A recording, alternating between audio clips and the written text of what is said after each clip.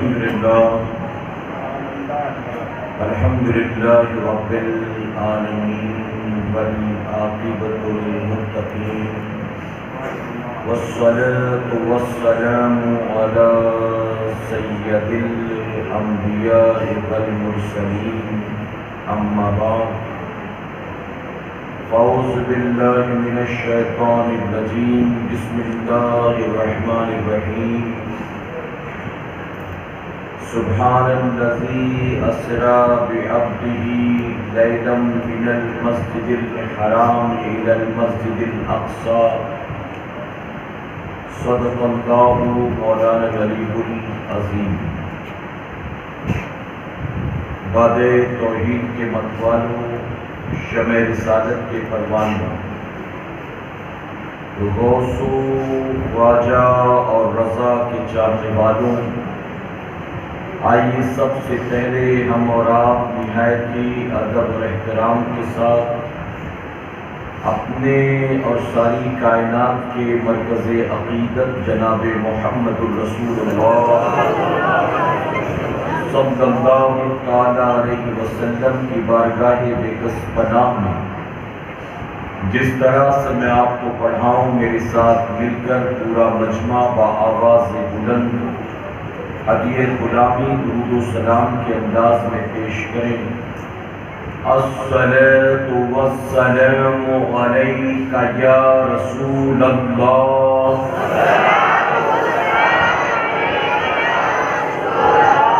الصلاۃ والسلام علیک یا حبیب اللہ،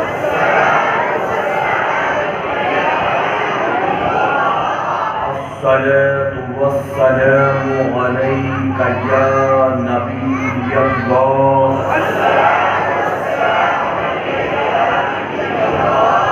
وعلی آلک واصحابک یا نور اللہ صلی اللہ تعالی علیہ وسلم۔ بسم اللہ الرحمن الرحیم۔ نویت سنت الاعتکاف۔ رب کعبہ کی بارگاہ میں دعا ہے، مولا اپنے حبیب صاحب الاولیاء صلی اللہ تعالیٰ علیہ وسلم کے صدقۃ الخیر ہم تمام حاضرین اور سامعین کو تو ماہ رجب اور شب معراج کی برکتوں سے بھرپور مالا مال فرما۔ میرے کریم خیر و عافیت کے ساتھ ہمیں شب برات اور شب قدر بھی نصیب فرما۔ ہمیں ان آنے والے تمام بابرکت مہینوں، ان کے بڑے دنوں اور بڑی راتوں کا احترام کرنے، ان میں خوب عبادت کر کے تجھے راضی کرنے کی توفیق نصیب فرما۔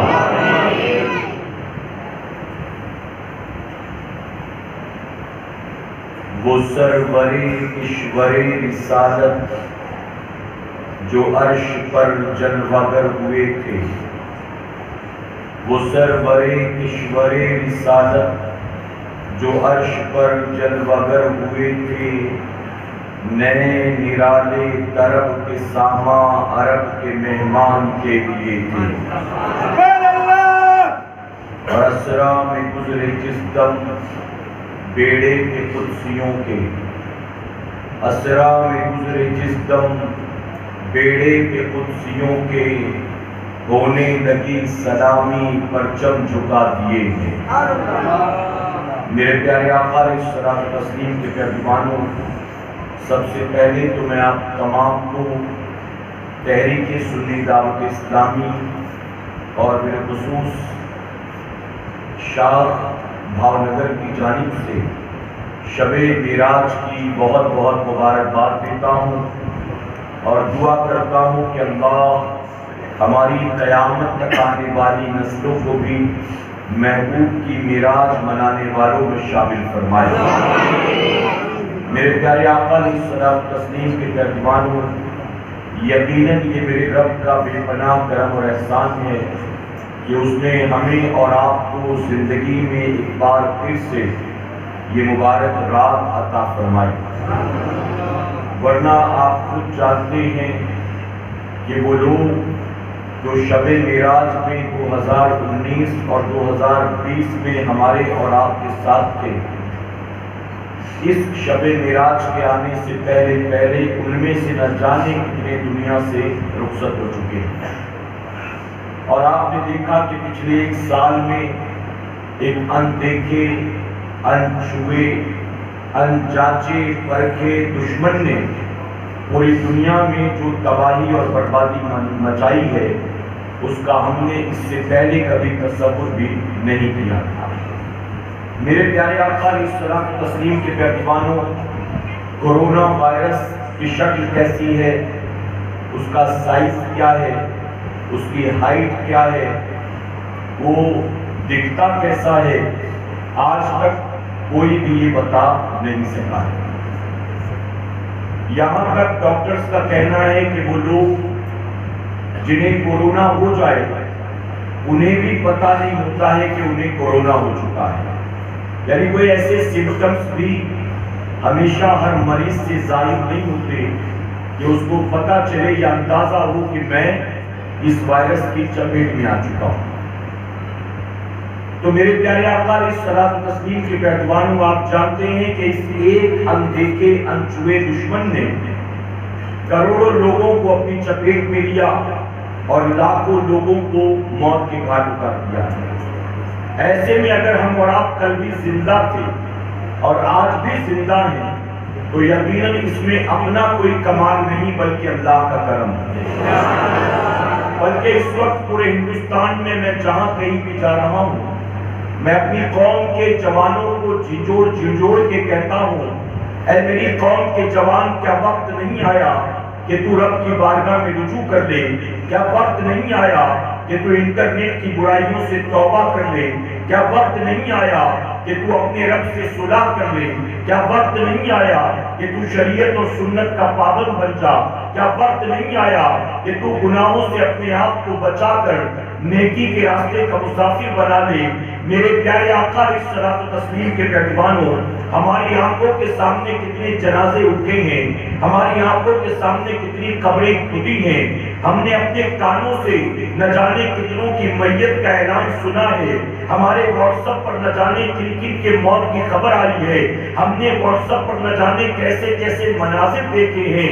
ایک باپ جس کے 4 بیٹے ہیں، اگر بوڑھے باپ کا کورونا کی وجہ سے انتقال ہوا تو 4 میں سے کوئی ایک بیٹا بھی اپنے باپ کے جنازے کو کاندھا نہیں لگا سکا ہے۔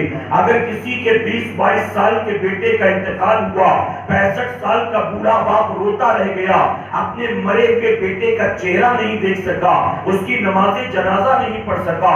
ان سارے حالات سے دو چار ہونے کے بعد اگر ہم کل بھی زندہ تھے اور آج بھی زندہ ہیں تو یاد رکھنا مسلمانوں، اس میں WHO کا کوئی کمال نہیں ہے، اس میں سینیٹائزر کا کوئی کمال نہیں ہے، اس میں ماسک کا کوئی کمال نہیں ہے، اس میں ہماری گورنمنٹ کی پالیسیز کا کوئی کمال نہیں ہے، اس میں بار بار ہاتھ دھونے کا کوئی کمال نہیں ہے، اس میں سوشل ڈسٹینسنگ کا کوئی کمال نہیں ہے، بلکہ کورونا وائرس آیا، لاکھوں کو کھا لیا۔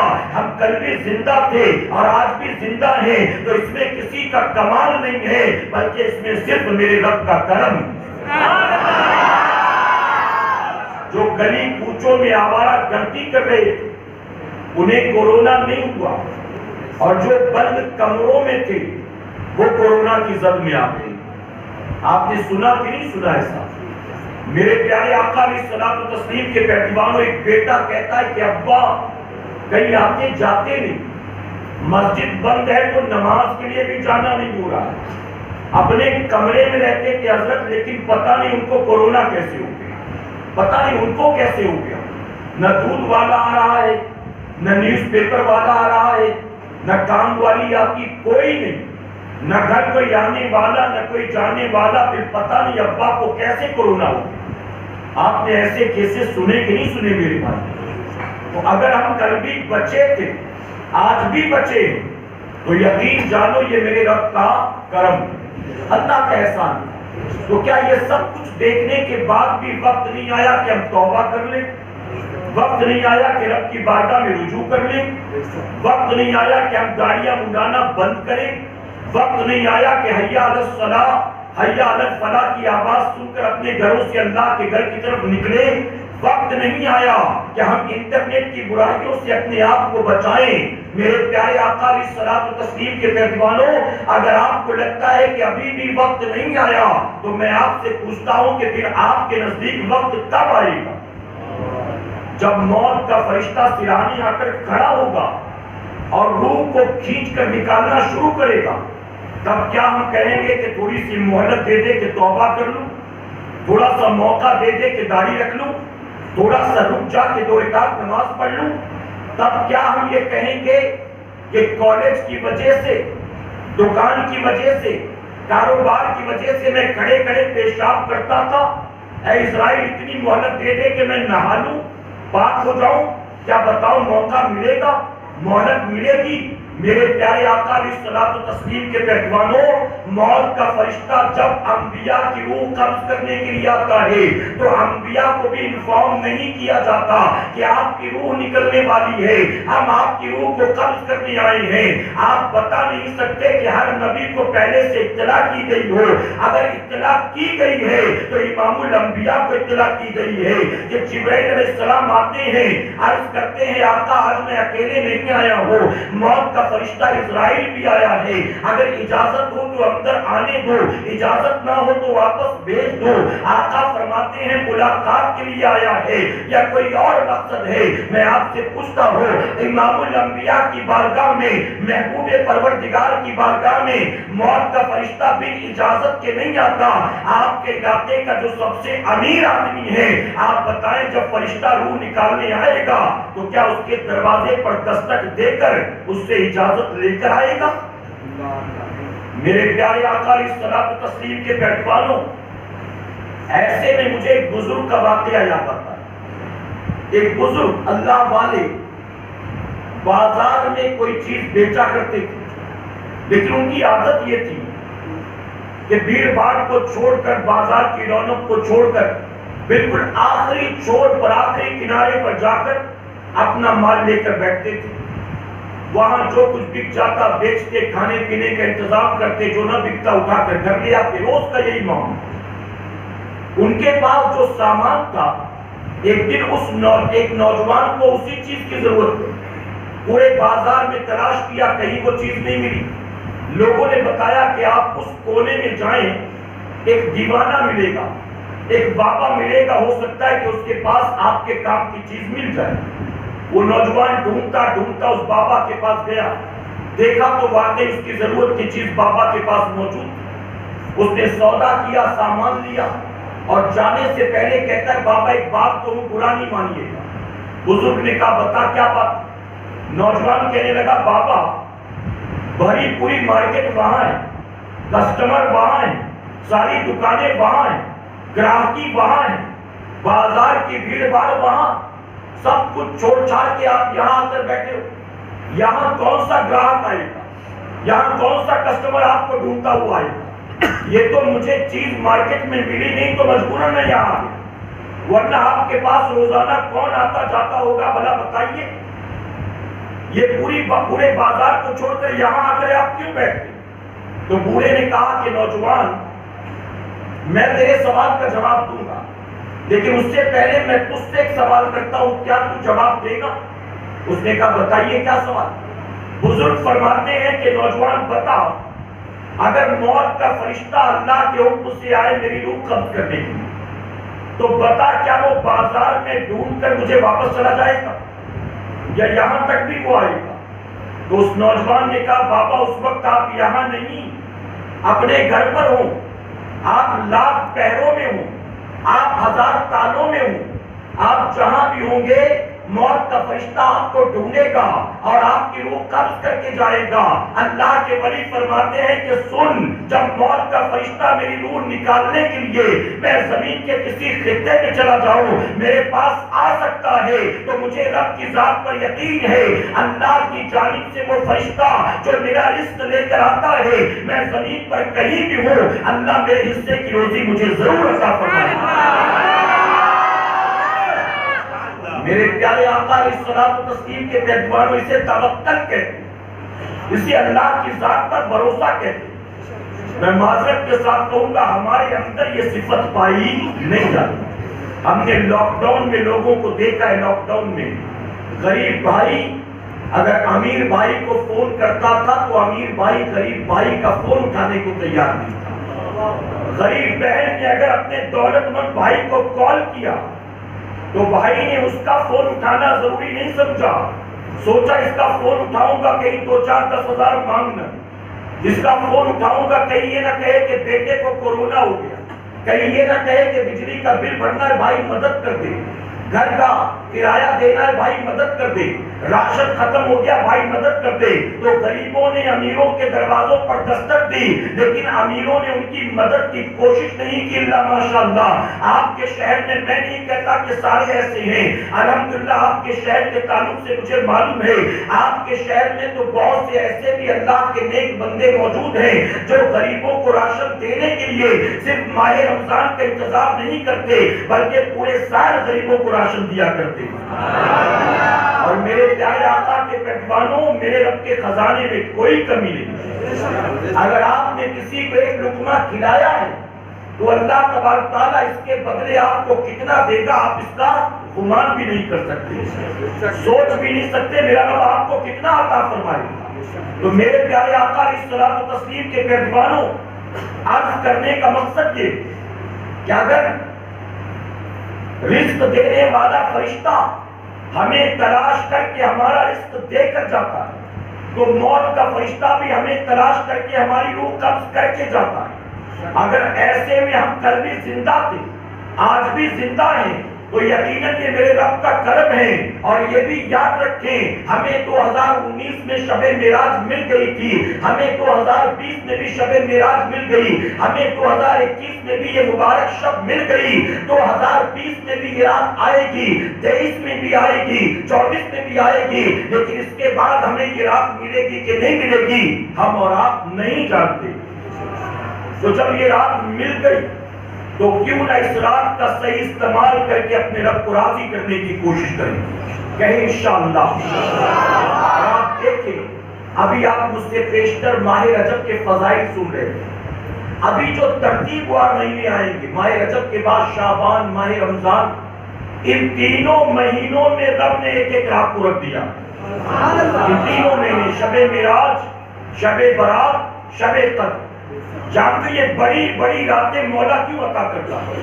یہ بڑی بڑی راتیں میرا کریم اس لیے دیتا ہے کہ میرے بندے تو سال بھر جاگ کر میری عبادت نہیں کر سکتا، تو پورے مہینے شب بیداری نہیں کر سکتا، تو ہر رات اٹھ کے تہجد بھی نہیں پڑھ سکتا ہے، تو دنیا میں ایسا الجھ کر رہ گیا ہے، تو چند پیسوں کے لیے دنیا میں اتنی بھاگ دوڑ اور جدوجہد میں لگا رہتا ہے کہ پورے سال شب بیداری تیرے لیے ممکن نہیں ہے، پورے مہینے جاگنا تیرے لیے ممکن نہیں ہے۔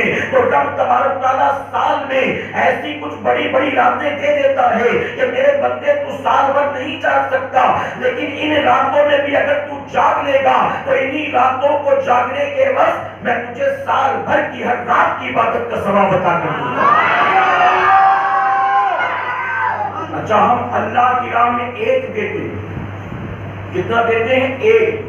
اللہ اس میں زیرو بڑھا کے ہمیں ریٹرن کر دیتا، ایک دیا کا زیرو کا اضافہ کر کے ہم نے ریٹرن کر دیا، تو زیرو کا اضافہ ہوا تو ایک کا کتنا بنا؟ 10 بن گیا، پھر 2 دیا اس میں زیرو کا اضافہ ہو گیا، کتنا بنا؟ تو میرے پیارے آقا کے پیغمبروں اسی طرح ایک رات عبادت کرو، میرا قریب ایک رات کی عبادت کا ثواب نہیں 1000 مہینوں کی راتوں کی عبادت کا ثواب عطا فرماتا ہے۔ میں قدر کی بات کرتا ہوں، 1000 مہینوں کی عبادت کا ثواب۔ میرے پیارے آقا کے پیغمبروں پھر بھی جو لوگ نہ کر سکے ظاہر ہے کہ اس سے بڑا کم نصیب کوئی نہیں. میں سنی ہوں، آپ کو مبارکباد دیتا ہوں.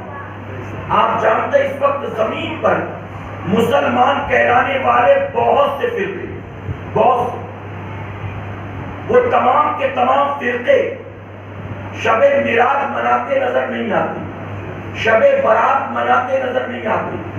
یہ مناتے ہیں تو ہم خوش عقیدہ سنی مناتے ہیں، اور جانتے ہو ہم کیوں مناتے ہیں؟ اس کی وجہ کہ شب معراج کا، سفر معراج کا انکار کرنا ابو جہل کا کام ہے، اور سفر معراج کو تسلیم کرنا صدیق اکبر کا کام ہے. جو ابو جہل کے نقش قدم پر ہیں وہ آج بھی نہیں مانتے، اور جو ابو بکر صدیق کے ماننے والے ہیں وہ معراج کو بھی مانتے ہیں. اب میرے پیارے آقا کے پیٹوالوں یہاں عقیدہ کلیئر ہو گیا. اور یہ بھی سن لیں، جو ابو جہل کے ماننے والے قیامت میں ابو جہل کے ساتھ اٹھے، اور جو صدیق اکبر کے عقیدے، ان کے مسلک، ان کے مذہب پر ہے، وہ قیامت میں صدیق اکبر کے ساتھ اٹھائے جائیں. اچھا، ابو جہل کا پرابلم یہ تھا، ابو جہل کا مسئلہ یہ تھا، ابو جہل نے قرآن پڑھا نہیں تھا، ابو جہل نے بخاری مسلم پڑھا نہیں تھا، ابو جہل کی نظر سے ترمذی، ابو داؤد شریف، مشکوٰۃ شریف گزری نہیں تھی. کیوں؟ کیونکہ یہ ساری چیزیں اس وقت موجود ہی نہیں تھی. پورا قرآن بھی اس وقت مکمل نہیں ہوا تھا، اور جتنا بھی آیا تھا وہ کتاب کی شکل میں بھی موجود نہیں تھا. تو ابو جہل کا مسئلہ یہ تھا کہ وہ ان ساری چیزوں سے محروم تھا. لیکن جو آج مسلمان کہلاتے ہیں اپنے آپ کو اور معراج کو نہیں مانتے ہیں، ان کے سامنے تو قرآن بھی موجود ہے، بخاری بھی موجود ہے، مسلم بھی موجود ہے، ابو داؤد بھی موجود ہے، ترمذی بھی موجود ہے. ارے بزرگان دین کی سفر معراج پر بڑی بڑی کتابیں موجود ہیں جو دلائل کی انبار کی روشنی میں لکھی گئی. لیکن وہ سب پڑھنے کے بعد بھی اگر نبی کے معراج کو یہ نہیں مانتے ہیں تو مجھے مجبوراً کہنا پڑتا ہے کہ جو اپنے آپ کو مسلمان کہلاتا ہو اور نبی کی معراج کا منکر ہو، وہ گویا ابو جہل سے بھی بدتر ہے. اس نے تو وہ سب پڑھا نہیں تھا. اچھا، ابو جہل نے تو نبی کا کلمہ بھی نہیں پڑھا، یہ تو کلمہ پڑھ کر انکار کرتے. یہ کتنے بدترین لوگ ہیں کہ حضور کا کلمہ پڑھ کر بھی انکار. اور جانتے اللہ تبارک تعالیٰ نے اسی لیے جب قرآن مقدس میں سفر معراج کا ذکر کیا تو سب سے پہلے رب نے فرمایا سبحان الذی، پاک ہے وہ ذات، پاک ہے وہ ذات، یعنی کا رحمان ہے وہ ذات، رحیم ہے وہ ذات، ستار ہے وہ ذات، غفار ہے وہ ذات. یہ نہیں فرمایا بلکہ فرمایا پاک ہے وہ ذات. اب یہ کیوں؟ یہ منکرین کی زبانوں پر تالے لگانے کے لیے. یہ ظالموں، جو سفر معراج پر گیا تم کو اس سے پرابلم ہے، لیکن اللہ سے تو کوئی پرابلم نہیں ہے نا. جو معراج کے سفر پر گیا تکلیف تمہیں اس سے ہے، لیکن جو لے کر گیا اس سے تو تکلیف نہیں ہے. تم اس پر عیب لگاتے ہو جو میرا محبوب ہے، لیکن جو رب ہے اس میں تو کوئی عیب نہیں ہے. رب نے فرمایا پاک ہے وہ ذات. کس چیز سے پاک ہے؟ وہ جھوٹ سے پاک ہے، ہر طرح کی برائیوں سے پاک ہے، ہر طرح کے نقص سے پاک ہے. اللہ پاک ہے، اسی لیے اللہ نے فرمایا پاک ہے وہ ذات. اے لوگوں، اگر تم ایمان والے ہو تو جانے والے کو نہ دیکھو، لے جانے والے کو دیکھ لو. اور رب نے یہ نہیں فرمایا کہ ہم نے محبوب کو بلایا، بلکہ پاک ہے وہ ذات جو لے گئی اپنے ساتھ. اللہ فرماتا لینے آئے، اللہ خود لے کر گیا. اب آپ دیکھیں، میں یہاں مثال دیتا ہوں اللہ ایسی مثالوں سے پاک. میرے پیارے آقا علیہ الصلوۃ والتسلیم کے میزبان ہو، آنے والا گیسٹ جیسا ہو، آنے والا مہمان جیسا ہو، اس کے خیر مقدم کی، ویلکم کی تیاری بھی اسی انداز میں ہوتی ہے نا، اسی انداز میں. اب مان لیجئے میں ایگزامپل دیتا ہوں، میں آ رہا ہوں بھاؤ نگر، تو مجھے لینے کے لیے ہمارے ذمہ دار جو ہیں انہوں نے کسی مبلغ کو بھیج دیا کہ بھائی احمد صاحب آپ جائیے، صادق رضوی صاحب آ رہے ہیں، ان کو لے آئیے. زاہد بھائی آپ چلے جائیے، غالب بھائی آپ چلے جائیے، شفیع بھائی آپ چلے جائیے، ایئرپورٹ سے لے لیجیے، بس اسٹاپ سے لے لیجیے، اسٹیشن سے لے لیجیے، لے آئیے. لیکن اب بتائیے اگر میری جگہ پر امیر سنی دعوت اسلامی تشریف نہ تو پھر کسی مبلغ کو بھیجیں گے کہ ذمہ دار جائے گا؟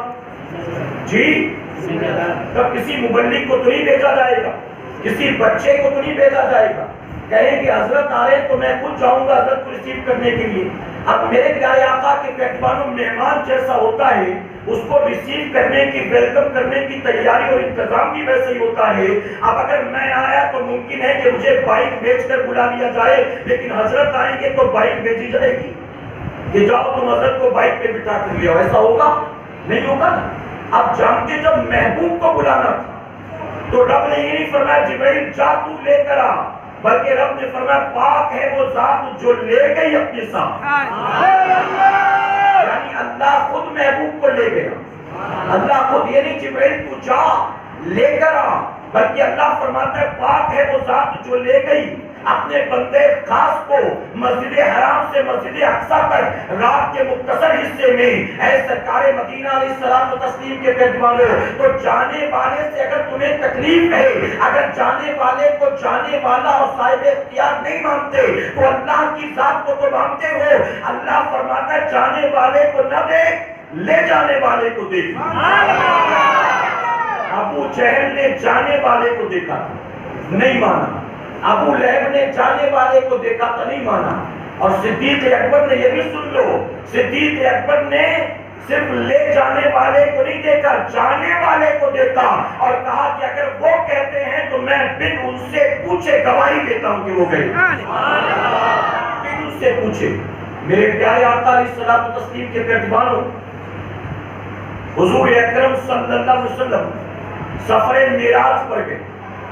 آج بھی لوگ اس پر بحث کرتے ہیں, قرآن پڑھ کر حدیث پڑھ کر بحث کرتے ہیں, کہتے ہیں کہ ہاں معراج ہوئی تو تھی لیکن خواب میں معراج کرائی گئی. خواب یعنی سو رہے تھے اور پھر اس نیند میں ان کو یہ سارا سفر کرا دیا.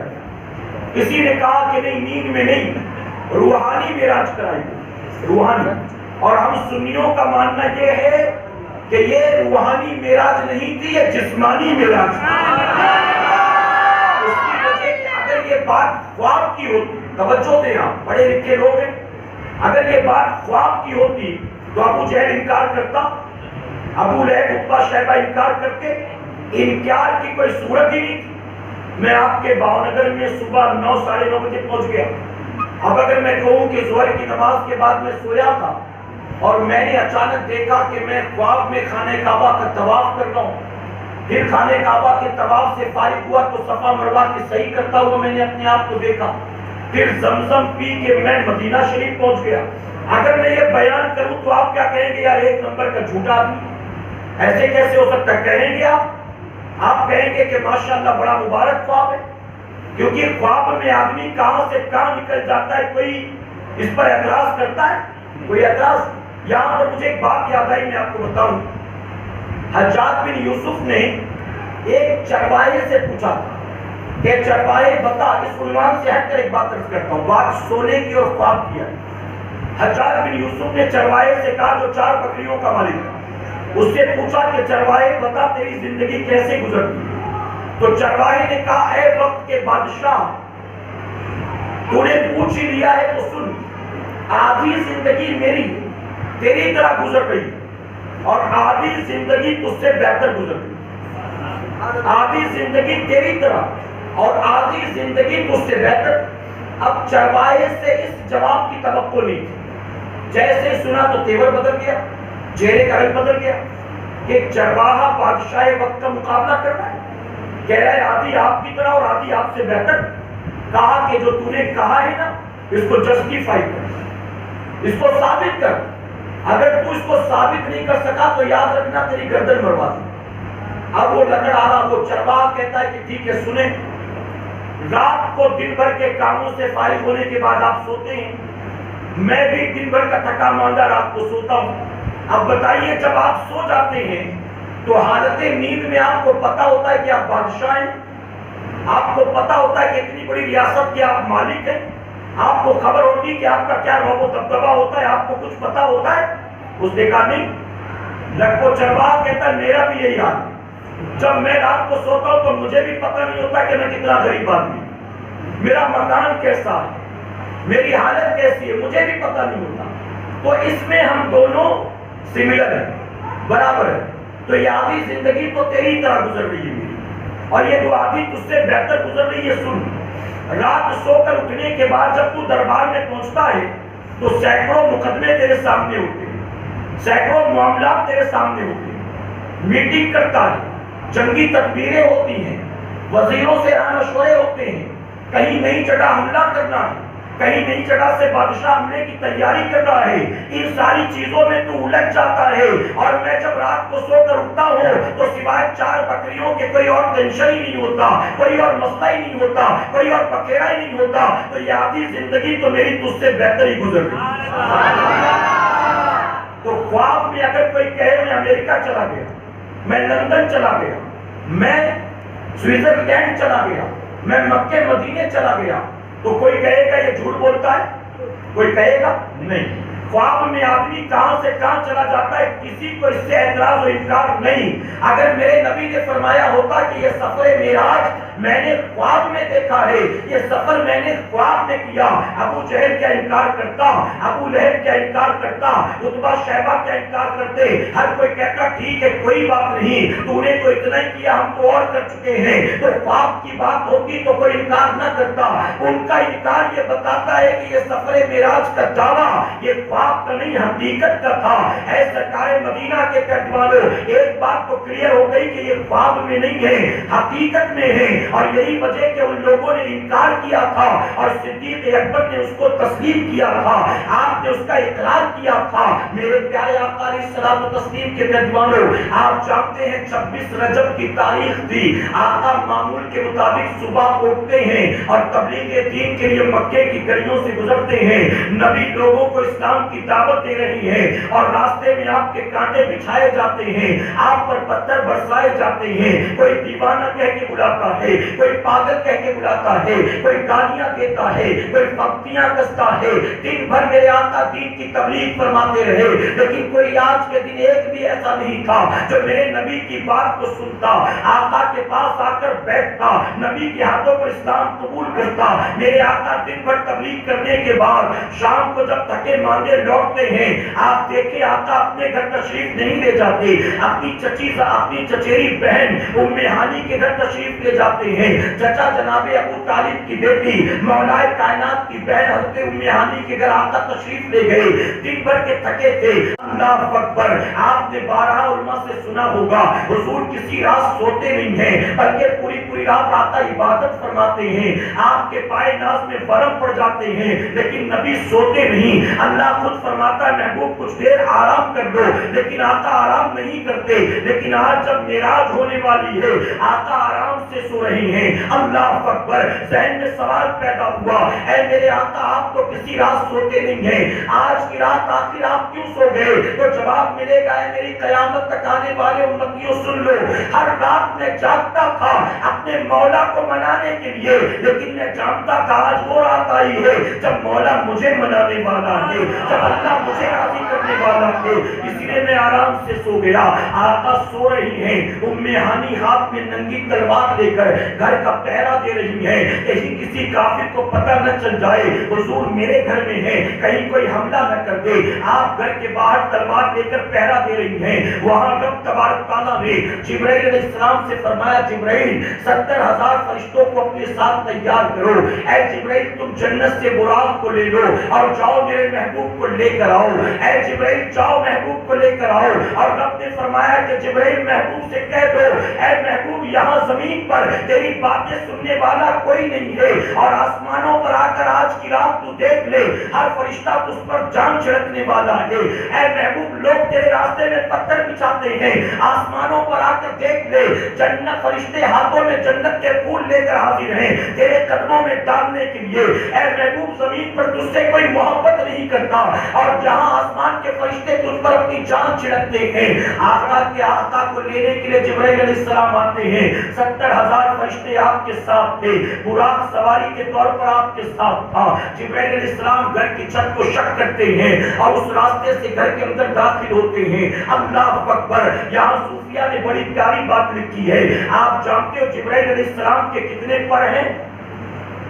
جبرائیل علیہ السلام کے 600 پر ہیں۔ کتنے؟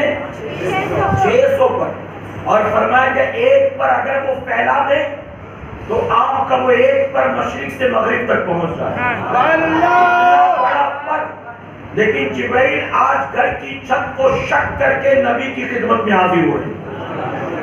میرے پیارے آقا کے پیروانوں، 600 پر رکھنے والا جبرائیل اس معمولی سے سوراخ سے اس چھت کے دروازے سے کیسے داخل ہوا؟ جبرائیل کا وہ آنا یہ بتاتا ہے کہ بڑوں کی بارگاہ میں جاؤ تو بڑے بن کر مت جایا کرو، چھوٹے بن کر جایا کرو. 600 پر کھول کے جبرائیل نہیں آئے، سب سمیٹ لیا، نم کر دب کر نبی کی خدمت میں حاضر ہوئے اور بتا دیا، اے قیامت تک آنے والے مسلمانوں، جب بھی کسی بڑے کے پاس جانا، تم کتنے بھی بڑے ہو، اگر ان سے برکت حاصل کرنا ہے تو بڑے بن کر مت جانا، چھوٹے بن کر جانا. چاہے زمین کے اوپر بڑے ہوں، چاہے وہ زمین کے اندر بڑے ہوں، بڑے تو بڑے ہی ہوتے ہیں نا. تو مزارات اولیاء پر بھی جاؤ تو چھوٹے منگتے بن کر جاؤ. اور زمین کے اوپر جو علماء ہیں، مشائخ ہیں، اکابرین ہیں، سادات ہیں، آپ کے پیر ہیں، بزرگ ہیں، ان کی بارگاہ میں جاؤ تو اکڑ کر نہ جاؤ بلکہ دب کر نم کر جاؤ کہ انشاءاللہ. جبرائیل علیہ السلام آئے تو دیکھا حضور سو رہے. جبرائیل علیہ السلام اللہ کی بارگاہ میں عرض کرتے ہیں، اللہ محبوب کو جگاؤں تو جگاؤں کیسے، تیرا پیغام سناؤں تو سناؤں کیسے. اب دیکھیں گھر کی چھت شک ہو گئی، کوئی ڈسٹربنس نہیں، کوئی آواز نہیں، نبی کی نیند میں کوئی خلل نہیں، کوئی خلل نہیں. عرض کرتے آقا کیسے جگاؤں؟ رب نے فرمایا جبرائیل اپنے کافوری لبوں کو محبوب کے تلووں سے لگا دو، محبوب کے تلووں کو چوم لو. جبرائیل جب نور سے نور ملے گا، اس ٹھنڈک سے محبوب کی آنکھ کھلے گی. میرے پیارے آقا کے پیروانوں، جبرائیل علیہ السلام نے اپنے ہونٹوں کو نبی کے تلووں سے لگا دیا. میرے پیارے آقا کے پیروانوں، آج اگر ہم آقا کے نام پر اپنا انگوٹھا چومتے ہیں، اس پر لوگ کہتے کہاں لکھا ہوا ہے، کہاں سے ثابت ہے؟ میں کہتا ہوں اپنا ہی انگوٹھا ہم حضور کے نام پر چومیں. ہم پر فتوے لگاتے ہو، وہاں جبرائیل نے حضور کے تلووں کو چوما تھا. ان پر بھی بتاؤ فتوہ لگاؤ گے، ان پر بھی کوئی اعتراض کرے گا. اور یاد رکھیں کہ اللہ کا فرشتہ اپنی مرضی سے کچھ نہیں کرتا، کرتا وہی ہے جس کا اللہ حکم عطا فرماتا ہے. جبرائیل کا نبی کے تلووں کو چومنا جائز، تو حضور کا نام سن کر ہمارا انگوٹھا چومنا بھی جائز. کوئی اعتراض کرے تو کرنے دو، بلکہ میرے پیارے آقا کے پیروانوں موقع نہیں، ورنہ میں آپ کو بتاتا کہ سب سے پہلے انگوٹھا بریلی میں نہیں چوما گیا ہے، جنت میں چوما گیا. سب سے پہلے انگوٹھا آج کے سنیوں نے نہیں چوما، تمام انبیاء کے باپ آدم علیہ السلام نے چوما. سب سے پہلا انگوٹھا. تو جبرائیل علیہ السلام نے لب لگائے، حضور کی آنکھ کھلی، پیغام سنایا کہ آقا اللہ تبارک تعالیٰ نے آپ کو بلایا، آپ کو لے کر چلنا ہے. اب حضور اکرم صلی اللہ علیہ وسلم فرماتے کہ میں اٹھا، جبرائیل علیہ السلام مجھے لے کر آئے، باہر براق بندھا تھا. اس کے بعد حرم شریف میں آئے. آج بھی جن لوگوں نے حج یا عمرہ کیا ہے وہ جانتے ہیں کہ ام ہانی کا مکان بالکل خانہ کعبہ کے قریب، بالکل خانہ کعبہ کے قریب. وہاں اب بھی نشانی ایسی موجود ہے جو جانکار لوگ پہچان لیتے کہ یہی وہ جگہ ہے جہاں پر براق کو باندھا گیا، یہی وہ جگہ ہے جہاں آقا آرام فرماتے. اب حضور اکرم صلی اللہ علیہ وسلم فرماتے ہیں کہ جبرائیل علیہ السلام نے میرے سینے کو شک کیا، میرے سینے کو چاک کیا، میرے دل کو نکالا گیا، اسے آب زمزم سے دھویا گیا. اس کے بعد میرے پیارے آقا کے پیروانوں آپ فرماتے ہیں کہ میرے دل کو دوبارہ سینے میں اس کی جگہ پر رکھا گیا اور نور و حکمت کو اس کے اندر بھرا گیا، پھر سینے کو پہلے کی طرح مکمل کیا گیا. اب یہاں پر روک کر ایک بات عرض کرنا چاہوں گا، وہ لوگ کہاں ہیں جو کہتے ہیں کہ معاذ اللہ ہم نبی کی طرح ہیں اور نبی ہماری طرح ہیں. ہم اس سے پوچھتے ہیں کہ ذرا بتاؤ تو صحیح، جبرائیل علیہ السلام نے میرے نبی کی اوپن ہارٹ سرجری کر دی ہے، آپ کے دل کو نکال نکال لیا ہے، آب زمزم سے دھویا ہے اور دوبارہ سینے میں رکھ دیا، نہ خون کا فوارہ جاری ہوتا ہے، نہ حضور کو بے ہوش کیا جاتا ہے، اور نہ کہیں آقا کی آواز و چیخ اور درد و پکار ظاہر ہوتا ہے، بلکہ میرے آقا اس کو روایت کرتے ہیں اور خود فرماتے جبرائیل یہ کر رہے تھے اور میں اپنی آنکھوں سے دیکھ رہا ہوں۔ آج ایک دانت بھی نکالنا ہو تو پہلے اس کو سن کیا جاتا ہے، بتائیے کہ نہیں؟ بنا اس کو انجیکشن دیے نکالنا محال، یہاں بنا کسی چیز کے حضور کا دل نکالا گیا۔ وہ لوگ جو کہتے ہیں ہم نبی کی طرح، نبی ہماری طرح، معاذ اللہ، میں انہیں چیلنج کر کے کہتا ہوں کہ آؤ میرے آقا کے دل مبارک کو زندگی میں 3 مرتبہ نکالا گیا۔ ایک جب 2 سال کی عمر تھی تب، ایک اعلان نبوت سے پہلے، ایک سفر معراج سے پہلے، 3 مرتبہ یہ کام کیا گیا۔ اگر تم اس نبی کی برابری کا دعویٰ کرتے ہو تو آؤ ہم تمہارے ساتھ ایک بار یہ کر کے دیکھ لیتے ہیں۔ تمہیں کوئی انجیکشن نہیں دیا جائے گا، ہم کسی آپریشن تھیٹر میں تمہیں لے کر نہیں جائیں گے، بلکہ کسی میدان میں مجمع تمہارا بھی ہوگا، ہمارا بھی ہوگا، اور لاکھوں ہزاروں کے مجمع میں ہم تم کو لٹا کر تمہارا سینہ چیریں گے۔ اگر چیخ نہ نکلے، اگر خون نہ نکلے، اگر تیری جان نہ نکلے، ہم تیرے دل کو باہر نکالیں گے، اسے زمزم سے دھوئیں گے اور دوبارہ تیرے سینے میں رکھیں گے۔ اگر تیرا دل دھڑکنا شروع کر دے تو اٹھ کر کھڑے ہو کر چلنا شروع کر دے، ہم سنی وعدہ کرتے ہیں کہ مان لیں گے واقعی تیرا دعویٰ صحیح ہے، ہم نبی کی طرح اور نبی ہماری طرح ہے معاذ اللہ۔ اور اگر دل کو نکالتے ہی تیری روح بھی نکل جائے تو تو اپنی نسلوں کو یہ کہہ کے جانا کہ وہ مان لے کہ ہمارا عقیدہ غلط اور سنیوں کا عقیدہ صحیح ہے، نہ ہماری طرح کوئی ہے، نہ نبی کی طرح کوئی ہے، اور نہ ہم نبی کی طرح، نہ نبی ہماری طرح ہے۔ تبھی تو بریلی کے کلندر نے پہلے ہی کہہ دیا تھا سب سے اولا و اعلیٰ ہمارا نبی، سب سے بالا و بالا ہمارا نبی، سب سے اولا و اعلیٰ ہمارا نبی، سب سے بالا و بالا ہمارا نبی۔ ارے سارے اچھوں میں اچھا سمجھئے جسے، ہے اس اچھے سے اچھا ہمارا نبی۔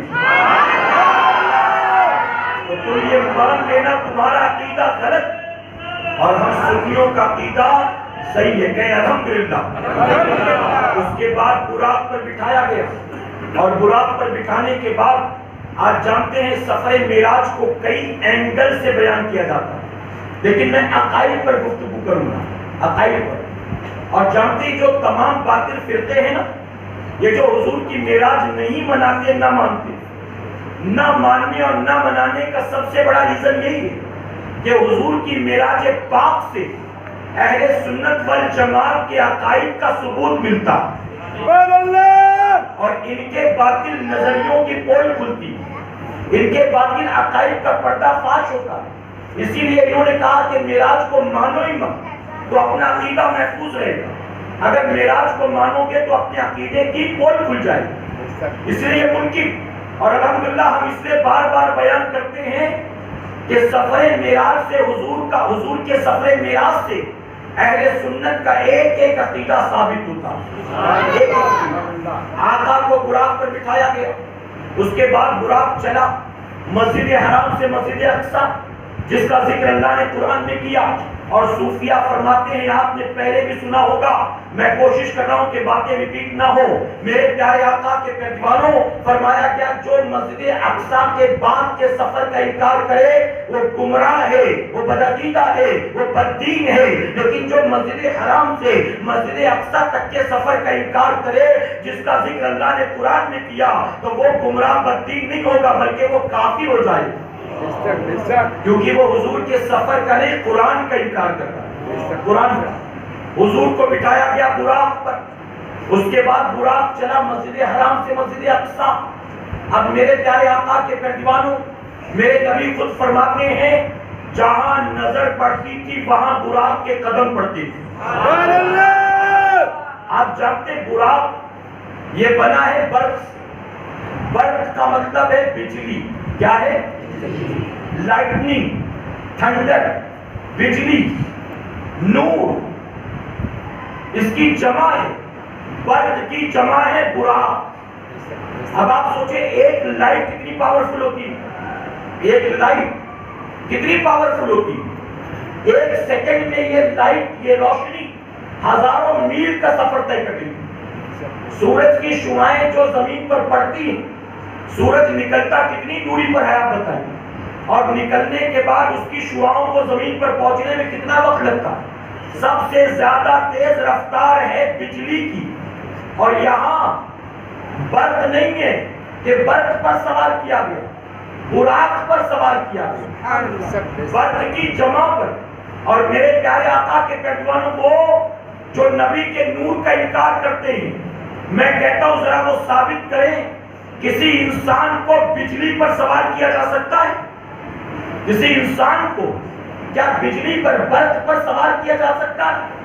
मेराज की रात बिजलियों की लगाम नूर वाले आका के हाथ में थी, लगाम हाथ में, और बुराक की रफ्तार क्या थी? नबी फरमाते जहां नजर पड़ती वहां कदम पड़ते, वहां कदम। और कमाल तो देखे, मेरे आका फरमाते जब मैं बुराक पर सवार होकर चला जा रहा था, मैंने सैयदना मूसा अलैहिस्सलाम को देखा, वो अपनी कब्र में नमाज पढ़ रहे थे। समझे नहीं क्या? अरे मैं बता रहा हूं, नबी मरकर मिट्टी में नहीं मिले, अपनी कब्र में नमाज पढ़ रहे थे, और वो भी हुजूर फरमाते हैं कि हालत क़याम में थे। आप तवज्जो दे तो बात समझ में आई। हुजूर फरमाते हैं हालत क़याम में। मेरे प्यारे आका के पेटवालों, बुराक की रफ्तार कितनी, और उस पर भी नबी सवार, और फरमाते मैंने नीचे देखा तो मूसा अलैहिस्सलाम कब्र में नमाज पढ़ रहे थे। तवज्जो दें आप, कब्र में नमाज, वो भी हालत क़याम में। अब बताइए, क़याम में नजर सजदे की जगह होती है या आसमान की तरफ होती है? कहाँ होती है? तो कैसे पता कि ये मूसा है? जब नजर नीची सर नीचे, और इससे पहले कहीं एक हदीस दिखाओ कि हुजूर की मुलाकात मूसा से पहले कभी हुई हो, कैसे पता कि ये मूसा है? 1,24,000 40,000 कमोबेश अंबिया में कोई भी हो सकता था, कोई वली भी हो सकता था, कोई शहीद भी हो सकता था, कोई नेक बंदा हो सकता था। ये एग्जैक्ट मूसा है, ये कैसे पता चला? और मूसा अलैहिस्सलाम का चेहरा ऊपर नहीं था, नीचे की जानिब था, और इतनी ऊंचाई से, इतनी तेजी से वो नमाज ही पढ़ रहे थे, हुजूर को कैसे पता चला? तो अहले सुन्नत का ये अकीदा क्लियर हुआ। और कोई गैब क्या तुमसे निहा हो बना, और कोई गैब क्या तुमसे निहा हो बना, जब न खुदा ही छुपा तुम पे करो।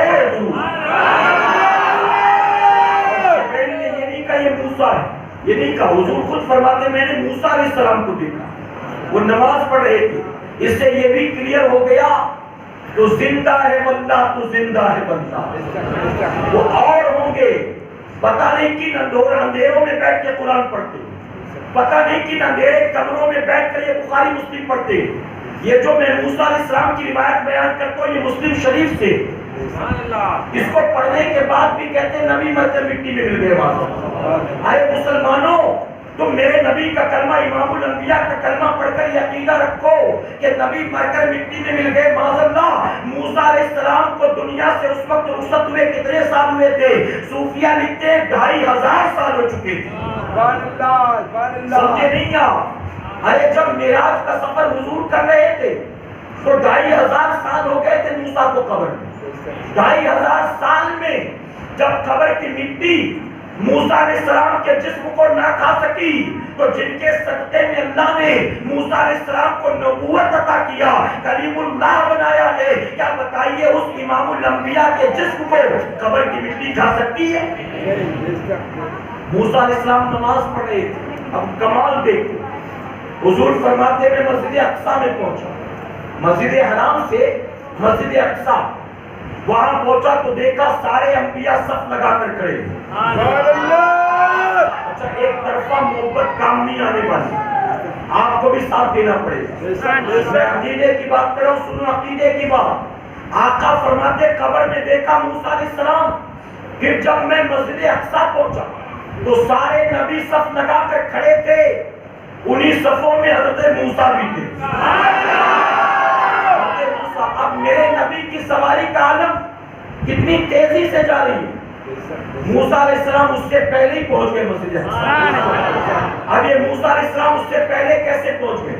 और ये भी सुनो सुन्नियों, नमाज में सलाम قیام میں نہیں پھیرا جاتا، قاعدے میں پھیرا جاتا ہے۔ تو نبی نے دیکھا قیام میں، پھر آقا آگے بڑھ گئے، تو آقا کے آگے بڑھنے کے بعد موسیٰ نے رکوع تو کیا ہوگا نا، پھر سجدہ بھی کیا ہوگا نا، پھر قاعدہ بھی کیا ہوگا نا، اور سب کچھ پڑھا بھی ہوگا نا، پھر یہ سب کچھ کر کے نماز کمپلیٹ کر کے وہاں بھی پہنچ گئے۔ تو کیسے پہنچ گئے؟ تو یہاں ہمارے علماء بیان کرتے ہیں، علامہ فخر الدین رازی بھی بیان، علامہ جلال الدین سیوطی بھی بیان کرتے ہیں، علامہ فخر الدین رازی بھی بیان کرتے ہیں کہ وہ موسیٰ جو قبر میں تھے وہ اور تھے، اور جو یہاں پہنچ گئے وہ اور تھے۔ اور صرف یہی نہیں سنیوں، نبی فرماتے جب آسمانوں سے گزرا تو چھٹے آسمان پر بھی موسیٰ موجود ہے۔ چھٹے آسمان پر یہ ایک ہی تھے جو جگہ بدل رہے تھے کہ یہ الگ الگ تھے، بلا بتائیے۔ یہ ایک ہی تھے جو الگ الگ جگہوں پر تیزی سے آگے بڑھ کر پہنچ رہے تھے۔ نہیں، ماننا پڑے گا سنیوں، وہ الگ الگ موسیٰ وہ کاپی نہیں تھی، ایک ہی تھے۔ اللہ نے اپنے نبیوں کو، ولیوں کو وہ اختیار دیا ہے کہ وہ اگر چاہیں تو ایک وقت میں کئی مقامات پر پہنچ سکتے۔ موسیٰ یہاں بھی تھے، وہاں بھی تھے اور وہاں بھی تھے، اور بھاگ دوڑ کی کوئی ضرورت نہیں، بیک وقت سب جگہ موجود، بیک وقت موجود تھے۔ میرے پیارے آقا کے پیٹوانوں، یہ اہل سنت والجماعت کے عقیدے کی دلیل۔ آقا فرماتے جب میں وہاں پہنچا، جبرائیل علیہ السلام نے اذان دی، سارے انبیاء نے صفے درست، پھر جبرائیل علیہ السلام نے میرا ہاتھ پکڑا اور ہاتھ پکڑ کر مجھے لے جا کر مصلی امامت پر کھڑا کر دیا۔ اب آپ سوچیں کہ آدم علیہ السلام بھی موجود، میرے نبی کے جد امجد ابراہیم علیہ السلام بھی موجود، موسیٰ کلیم اللہ بھی موجود، عیسیٰ روح اللہ بھی موجود، سارے انبیاء، لیکن امامت کے مصلی پر کھڑا کیا گیا تو امام الانبیاء کو کھڑا کیا گیا، میرے نبی کو۔ پھر میرے نبی نے 2 رکعت نماز پڑھائی۔ اب یہاں پر علماء فرماتے فقہ کا مسئلہ یہ، اب دیکھیں آپ سارے کے سارے یہاں ہوں عام لوگوں میں، اور میرے جیسا کوئی پہنچ جائے تو لوگ کہیں گے کہ حضرت آپ نماز پڑھا دیجیے، غلط ہو نہیں ہے؟ لوگ کہیں گے کہ آپ ہم سب میں بہتر آپ پڑھا دیجیے۔ اگر میرے ساتھ میں کوئی مفتی صاحب آ جائے تو ہم کہیں گے مفتی صاحب آپ پڑھا دیجیے، لیکن جہاں سارے علماء موجود وہاں کون پڑھائے بتائیے؟ یہ مسئلہ ہے کہ نہیں ہے؟ سارے کے سارے انبیاء، اب یہاں کون پڑھائے؟ مسئلہ۔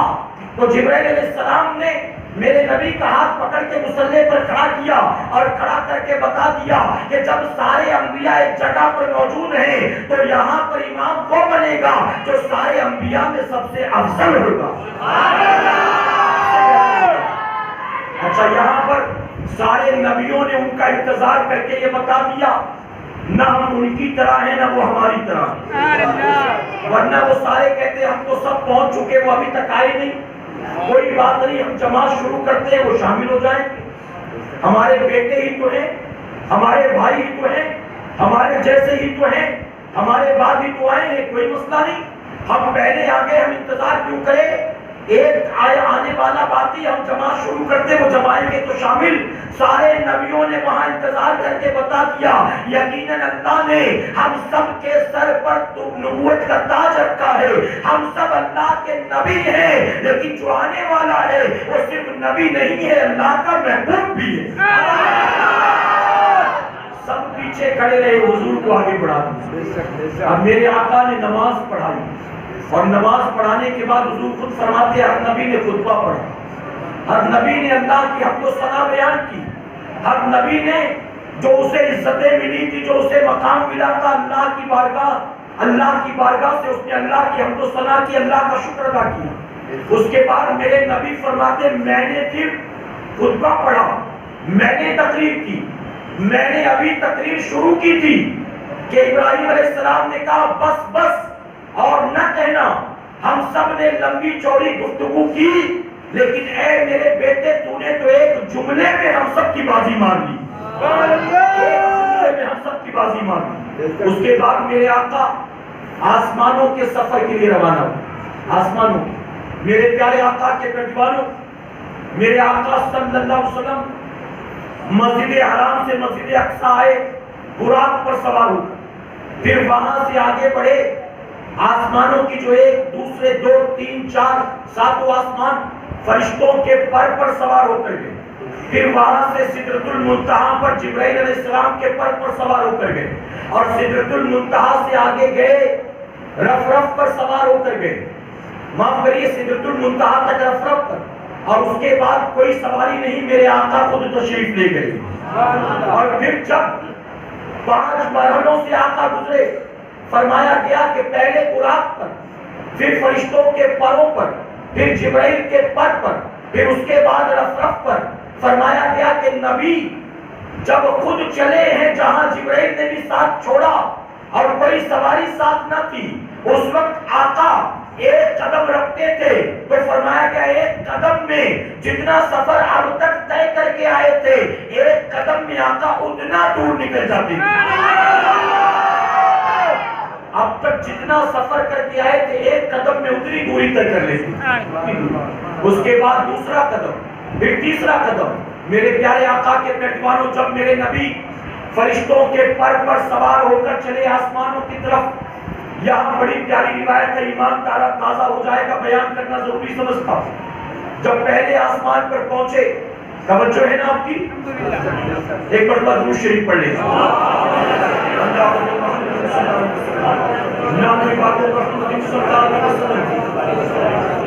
جب پہلے آسمان پر پہنچے تو آسمان کا دروازہ بند. جبرائیل علیہ السلام نے دستک دی, اندر سے داروغہ نے, دربان نے پوچھا کون؟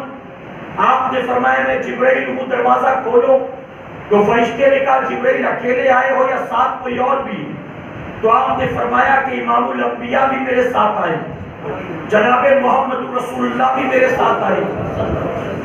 تو اس دربان نے, فرشتے نے پوچھا جبرائیل اپنی مرضی سے آئے ہیں کہ اللہ نے بلایا ہے؟ جبرائیل علیہ السلام نے فرمایا کہ اللہ نے بلایا ہے. تو فرشتے نے دروازہ کھول دیا. اب جبرائیل علیہ السلام لے کر حضور کو آگے بڑھے. جب دوسرے آسمان پر پہنچے تو وہاں بھی دروازہ بند تھا, وہاں بھی یہی سوال جواب کیا گیا, پھر دروازہ کھولا گیا. پھر تیسرے آسمان پر پہنچے تو وہاں بھی دروازہ بند تھا. اب ذہن میں سوال پیدا ہوا, اللہ نے جبرائیل علیہ السلام کو 70,000 فرشتے اور براق لے کر بھیجا تھا. اب جب جبرائیل گئے تھے حضور کو لانے کے لیے تو کیا بتاؤ فرشتوں کو پتہ نہیں تھا پھر فرشتوں نے یہ دروازہ کیوں بند کر رکھا تھا؟ جب ساری جنت کو سجایا گیا تھا, حور و غلمان انتظار کر رہے تھے, جب سارا اہتمام آج کی شب محبوب کی آمد کا تھا, تو پھر دروازے بند کیوں تھے؟ دروازے بھی کھلے ہونے چاہیے تھے. ہر دروازہ آسمان کا بند کیوں کیا گیا تھا؟ تو جانتے ہو فرشتوں نے جان بوجھ کے ان دروازوں پر کنڈی لگا دی تھی, ان دروازوں کو بند کر دیا تھا کہ اگر دروازہ کھلا ہوگا تو محبوب کی سواری تیزی سے گزر جائے گی, ہم ان کا دیدار نہ کر سکیں گے. ہم آسمان پر رہ کر جس نبی کو کبھی مکے میں دیکھا کرتے تھے, کبھی مکے کے بازاروں میں دیکھا کرتے تھے, کبھی طائف کی گلیوں میں دیکھا کرتے تھے, ہم آسمان سے جس کو دیکھا کرتے تھے, تانا کرتے تھے, آج وہ خود آسمان پر آنے والے ہیں. اگر دروازہ کھلا ہوا وہ تیزی سے گزر جائیں گے, ہم قریب سے زیارت نہیں کر سکیں گے. اس لیے فرشتوں نے دروازے بند کر دیے تھے کہ جب دروازے بند ہوں گے تو سواری کو رکنا پڑے گا, اور جب سواری رکے گی ہم جبرائیل کو سوال جواب میں الجھا کر رکھیں گے, اور جب تک جبرائیل سوال جواب دیتا رہے گا تب تک فرشتوں تم محبوب کے چہرے کی زیارت کر لے گا. فرشتوں نے یہ انتظام کر رکھا تھا, آج قریب سے ہم دیکھیں گے ان کو, آج اپنی آنکھوں سے ہم جی بھر کے ان کو دیکھیں گے. اے سرکار مدینہ کے پیروانوں, تو ان فرشتوں نے اس لیے دروازوں کو بند کر رکھا تھا. اس لیے صوفیہ فرماتے ہیں یہ صرف محبوب کی معراج کی رات نہیں ہے, اس رات اللہ نے بہت سے لوگوں کو معراج عطا فرمایا ہے. ام ہانی کے مکان میں آقا سو رہے تھے, ام ہانی تلوار لے کر گھر کا پہرا دے رہی تھی, یہ ام ہانی کی معراج تھی. آقا براق پر سوار ہوئے, یہ براق کی معراج تھی. جبرائیل نے نبی کے طلبوں کا بوسہ لیا تھا پہلی بار, یہ جبرائیل کی معراج تھی. 1,24,000 40,000 کم و بیش انبیاء آقا کے پیچھے کھڑے تھے, یہ ان تمام نبیوں کی معراج تھی. آقا آسمانوں سے گزر رہے تھے اور فرشتے دیکھ رہے تھے, یہ آسمان کے فرشتوں کی معراج تھی. آقا نے لامکہ پر جا کر اللہ کے جلووں کا مشاہدہ کیا, یہ میرے نبی کی معراج تھی. اور آقا واپس آئے تو نماز کا تحفہ لے کر آئے, یہ قیامت تک آنے والی امت کی معراج تھی. حضور پہنچے آسمانوں کی سیر کرتے ہوئے سدرۃ المنتہا پر. آپ نے سنا ہوگا، میں واقعات میں نہیں چاہتا، اصل چیز بتاتا ہوں عقیدے کے تعلق سے. حضور پہنچے سدرۃ المنتہا پر تو جبرائیل کے ساتھ چھوڑ دیا. عرض کیا آقا اس کے آگے میں نہیں جا سکتا، اس کے آگے گیا تو میرا پر جل جائے گا. اب اس کے بعد کیا ہوا؟ جبرائیل تو ٹھہر گئے، میرے نبی آگے بڑھ گئے، حضور آگے بڑھ گئے. میرے پیارے آقا کے پیروانوں، اب میں یہاں دو باتیں عرض کرتا ہوں. میں چیلنج کر کے پوچھتا ہوں، ذرا بتاؤ آج تک ساتوں آسمانوں تک سدرۃ المنتہا تک کیا کوئی انسان گیا ہے؟ کیا کوئی بشر گیا؟ اگر میرے نبی گئے تو اس کا مطلب بشر کی رسائی تو وہاں تک نہیں ہے. وہ جانے والا بشر نہیں ہو سکتا ہے، بلکہ نور کی شکل میں گیا. یہ نور والوں کی دنیا ہے، یہ فرشتوں کی دنیا ہے، وہاں بشر کا جانا محال. تو جو گیا ہے معراج کی رات وہاں تک، وہ گویا بشری شکل میں نہیں گیا، نوری شکل میں گیا. جو مسجد حرام سے مسجد اقصی تک گیا، تو مسجد حرام سے مسجد اقصی تک تو بشر کی رسائی ہے، تو حضور وہاں تک بشر کی شکل میں گئے. اس کے آگے جہاں بشر نہیں جا سکتا وہاں حضور گئے تو بشر کی شکل میں نہیں، نور کی شکل میں گئے. اب جہاں نور نے بھی، اب جہاں نوری فرشتوں کے سردار نے بھی سرنڈر کر دیا اور کہا میں اس کے آگے نہیں جا سکتا، تو جہاں مسلمانوں اب نور والا بھی نہیں جا سکتا، اگر نبی وہاں بھی چلے گئے تو پتا چلا کہ اب نہ نور کی شکل میں گئے نہ بشر کی شکل میں گئے. کیونکہ نور جا سکتا تو جبرائیل بھی جا سکتا تھا، اب تو وہاں نور بھی نہیں جا سکتا بلکہ آقا وہاں بھی چلے گئے. تو پتا چلا صرف نبی نور نہیں ہے، صرف نبی بشر نہیں ہے، نبی کی کچھ اور حقیقتیں بھی ہیں جو آج تک ہم اور آپ جان نہیں سکے. یہاں نور بشر کے جھگڑے میں لگے، اس حقیقت کو تو تم نے سمجھا ہی نہیں. جہاں نور کی بھی رسائی نہیں، بشر کی بھی رسائی نہیں، نبی وہاں بھی چلے گئے تو پتا چلا کہ کوئی اور پہلو بھی چھپا ہے پردے میں، کوئی اور حقیقت بھی چھپی ہے پردے میں. اور یہ وہی حقیقت ہے مسلمانوں. 3 دن 3 رات ہجرت کی رات، ہجرت کے سفر میں صدیق اکبر ساتھ تھے. آپ سوچو غار میں نبی کے ساتھ 3 دن 3 رات، لیکن اسی صدیق اکبر سے آقا فرماتے ابو بکر بچپن کا ساتھی، جوانی کا ساتھی، ہجرت کی رات کا ساتھی، بدر و احد کا ساتھی، تو اتنا قریب ہے میرے، لیکن پھر بھی ابو بکر میری حقیقت کو میرے رب کے سوا کوئی نہیں جانتا. جس حقیقت کو ابو بکر صدیق نہ جان سکے آج کا مولوی جان دے گا. آج کا مولوی کبھی کبھی ہم حضور کی میلاد کے موقع پر بیان کرتے ہیں تو لوگ کہتے ہیں کہ ہمیں حضور کی تعریف سے کوئی تکلیف نہیں، لیکن تم جو سنیوں حضور کی تعریف میں مبالغے سے کام لیتے ہو نا، حد سے آگے بڑھا دیتے ہو، تکلیف اس میں. تم تعریف کرو لیکن حد کے اندر رہ کر کرو، حد سے زیادہ نہ کیا کرو. تو میں نے ان سے پوچھا کہ ٹھیک ہے، ہم وعدہ کرتے ہیں آج کے بعد حضور کی تعریف حد کے اندر رہ کر کریں گے، حد کے باہر نہیں نکلیں گے. حد کے اندر رہ کر حضور کی تعریف کرنا ہمارا کام، حضور کی حد بتانا یہ تیرا کام. تو حد بتا دے، ہم حد کے اندر رہیں گے. ارے نبی کی حدیں تو ابو بکر نہ جان سکے، عمر فاروق اعظم نہ جان سکے، تو بتاؤ آج کا مولوی جان لے گا؟ آج کا مولوی اور میرے نبی کا کمال ہے. دیکھیں آپ، اگر میرے حضور نے یہ باتیں حضرت علی سے کہی ہوئی کہ علی میری حقیقت کو میرے رب کے سوا کوئی نہیں جانتا، تو آج کا مولوی کہتا کہ یہ تو علی سے کہا تھا نا، علی نہیں جانتے.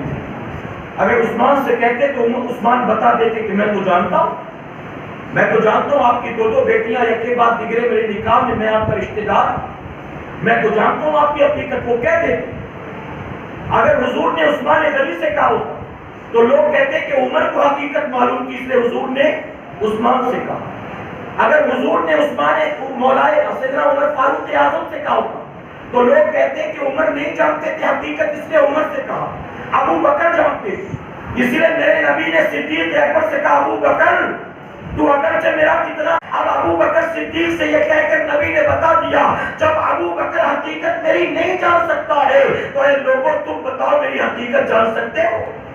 سبحان اللہ، کوئی حد ہے ان کے عروج کی؟ سبحان اللہ، بدل اللہ بکمالہ کشفت دجا بجمالہ، کوئی حد ہے ان کے عروج کی؟ آج لوگ میٹر لے کر نکلتے ہیں نبی کو تولنے اور ناپنے کے لیے، ترازو لے کر نکلتے ہیں کہ نبی اتنے بڑے، نبی اتنے بڑے، معاذ اللہ۔ میرے پیارے آقا کے پیٹوانوں حضور اس کے آگے بڑھ گئے، اس کے آگے، اور جانتے ہو پھر لا مکا پر راز و نیاز کی باتیں۔ اس کے بعد حضور لوٹے، اب جب لوٹے تو اپنے ساتھ نماز کا تحفہ لے کر لوٹے۔ کیا تحفہ لے کر لوٹے؟ اب دیکھیں میں اکثر سفر پر رہتا ہوں تو سفر سے جب گھر جاؤ تو بیوی اگرچہ کوئی تقاضا نہ کرے لیکن چھوٹے بچے تو امید کرتے ہیں کہ ابا 3 دن کے بعد آئے، کچھ نہ کچھ تو لائے ہوں گے۔ یہ بچوں کی فطرت ہوتی ہے، میں اپنی بات نہیں آپ کی بات بھی کرتا ہوں۔ گھر میں چھوٹی بیٹی ہو، چھوٹے بیٹے ہو تو بتائیے وہ امید کرتے ہیں نا کہ ابا بمبئی گئے تھے تو کچھ لایا ہوگا انہوں نے۔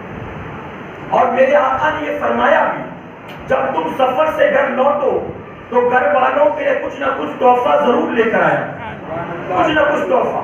اور نبی نے یہاں تک فرما دیا کچھ نہ ہو سکے تو چند پتھر ہی لے آیا، چند پتھر۔ اب یہاں پتھر لے کر جانا نہیں ہے مراد، بلکہ مراد یہ ہے کہ پتھر کی کوئی قیمت نہیں ہوتی، اگر جو کوئی ایسی چیز جس کی کوئی ویلیو نہ ہو وہ لے لو، لیکن خالی ہاتھ نہ جاؤ، کچھ نہ کچھ لے جایا۔ یہ حضور کی سنت۔ تو جب میرے آقا خود اتنے عظیم سفر سے لوٹ رہے، محبوب نے امت کو پیغام دیا کہ سفر سے لوٹو تو تحفہ لے جاؤ۔ اب اتنے عظیم سفر سے محبوب لوٹے اور خالی ہاتھ لوٹے، رب کی رحمت نے گوارا نہ کیا، اس لیے اللہ نے محبوب کو تحفہ عطا فرمایا۔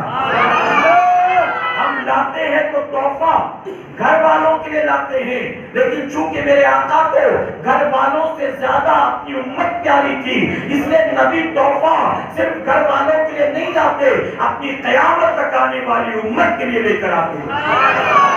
اور یہ تحفہ کیا تھا؟ نماز کا تھا، نماز کا، اور وہ بھی بہت زیادہ، 50 وقت کی نماز۔ کتنے وقت کی؟ 50 وقت کی۔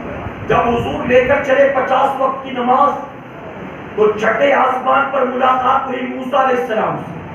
اب چھٹے تک پہنچنے کے لیے 7ویں کو کراس کیا ہوگا، 7ویں تک پہنچنے کے لیے سدرۃ المنتہا کو کراس کیا ہوگا، سدرۃ المنتہا کو کراس کرنے کے لیے، پہنچنے کے لیے لامکہ سے لوٹے ہوں گے، لامکہ سے۔ اب میرے پیارے آقا کے پیٹوانوں گئے تو جبرائیل کے ساتھ، لیکن لوٹے ہیں تو اکیلے، اب کوئی ساتھ نہیں۔ 50 وقت کی نماز لے کر آئے، موسیٰ علیہ السلام سے ملاقات ہوئی، موسیٰ علیہ السلام نے کہا محبوب اللہ نے کچھ دیا کہ نہیں؟ فرماتے ہیں میری امت کے لیے اللہ نے نماز کا تحفہ عطا فرمایا۔ سوال کیا کتنے وقت کی؟ جواب دیا 50 وقت کی۔ موسیٰ علیہ السلام فرماتے میرا تجربہ ہے، میرا جانچا پرکھا ہے، اتنی عبادت آپ کی امت نہیں کر سکے گی، جائیے جا کر تھوڑا کم کرا لائیے۔ آقا واپس چلے گئے، اللہ تبارک تعالیٰ نے 5 کم کر دیا، پھر آئے، موسیٰ علیہ السلام نے پھر کہا کچھ اور کم کرا لو، اللہ نے پھر 5 کم کیا۔ موسیٰ علیہ السلام کے پاس آئے، موسیٰ نے کہا پھر جاؤ کم کرا لو۔ اے مسلمانوں، نبی ایک بار تو جبرائیل لے کر گئے تھے، اب خود ہی آ رہے ہیں، جا رہے ہیں، آ رہے ہیں، جا رہے ہیں۔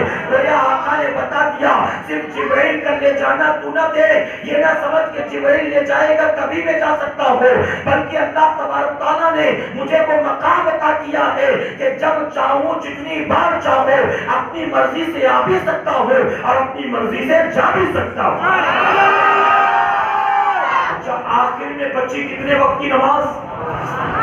موسیٰ علیہ السلام تو چاہتے تھے وہ بھی معاف ہو جائے، وہ بھی معاف ہو جائے، لیکن میرے آقا فرماتے ہیں مجھے اپنے رب سے حیا تھی، اب واپس جا کر یہ بھی کم کراؤں، حیا تھی۔ اب جانتے ہو اس حدیث شریف کو سامنے رکھ کر بعض لوگ کہتے ہیں اس سے یہ ثابت ہوتا ہے کہ نبی کو علم غیب نہیں تھا، معاذ اللہ۔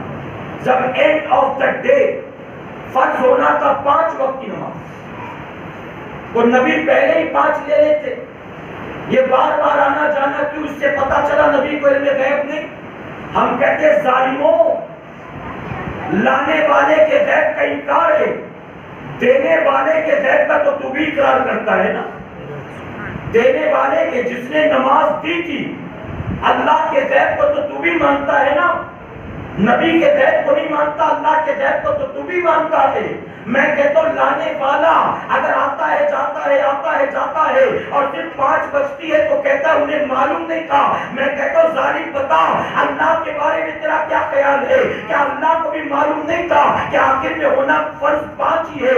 اللہ پہلے ہی 5 دے دیتا۔ تیرے اس اعتراض سے تو پتا چلتا ہے کہ معاذ اللہ کو بھی علم نہیں تھا کہ 5 ہی ہونا ہے۔ اب بتاؤ کوئی ایسا عقیدہ رکھے تو مسلمان رہے گا؟ اے سرکار مدینہ کے پیروانوں، اس کے پردے میں جو راز چھپا تھا تم نہیں جان سکتے ہو، کیونکہ تم نے ایمان نہیں پایا ہے۔ وہ جو ایمان والے ہیں وہ جانتے ہیں نبی کا بار بار آنا جانا اس بات کا اعلان نہیں ہے کہ نبی کو علم غیب نہیں تھا، بلکہ موسیٰ علیہ السلام بار بار بیچتے تھے، نبی آتے تھے جاتے تھے۔ اب یہاں صوفیہ لکھتے ہیں کہ چونکہ موسیٰ علیہ السلام ڈائریکٹ اللہ کے جلووں کا مشاہدہ نہیں کر سکے، اس لیے آتا جاتے تھے، اللہ کا دیدار کر کے واپس آتے تھے، اور نبی کی آنکھوں میں موسیٰ علیہ السلام اللہ کے جلووں کی زیارت کر لیا کرتے تھے۔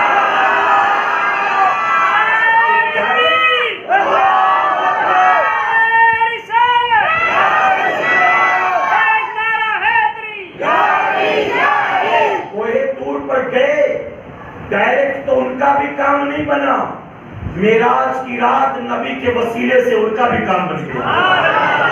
وہاں تو ایک بار نہیں دیکھ سکا، یہاں تو بار بار دیکھ رہا ہوں، بار بار دیکھ رہا ہوں۔ اور میرے پیارے آقا کے پیروانوں، نبی کا اختیار بتانا مقصد تھا کہ نبی جبرائیل کے لانے لے جانے کے محتاج نہیں ہے، بلکہ محبوب جو بار بار آتا جاتا ہے تو دیکھ لو ہم نے محبوب کو وہ پاور دے دیا ہے، ہم نے محبوب کو وہ مقام دے دیا ہے کہ محبوب جب چاہے اپنی مرضی سے آ بھی چل سکتا ہے اور اپنی مرضی سے جا بھی سکتا ہے۔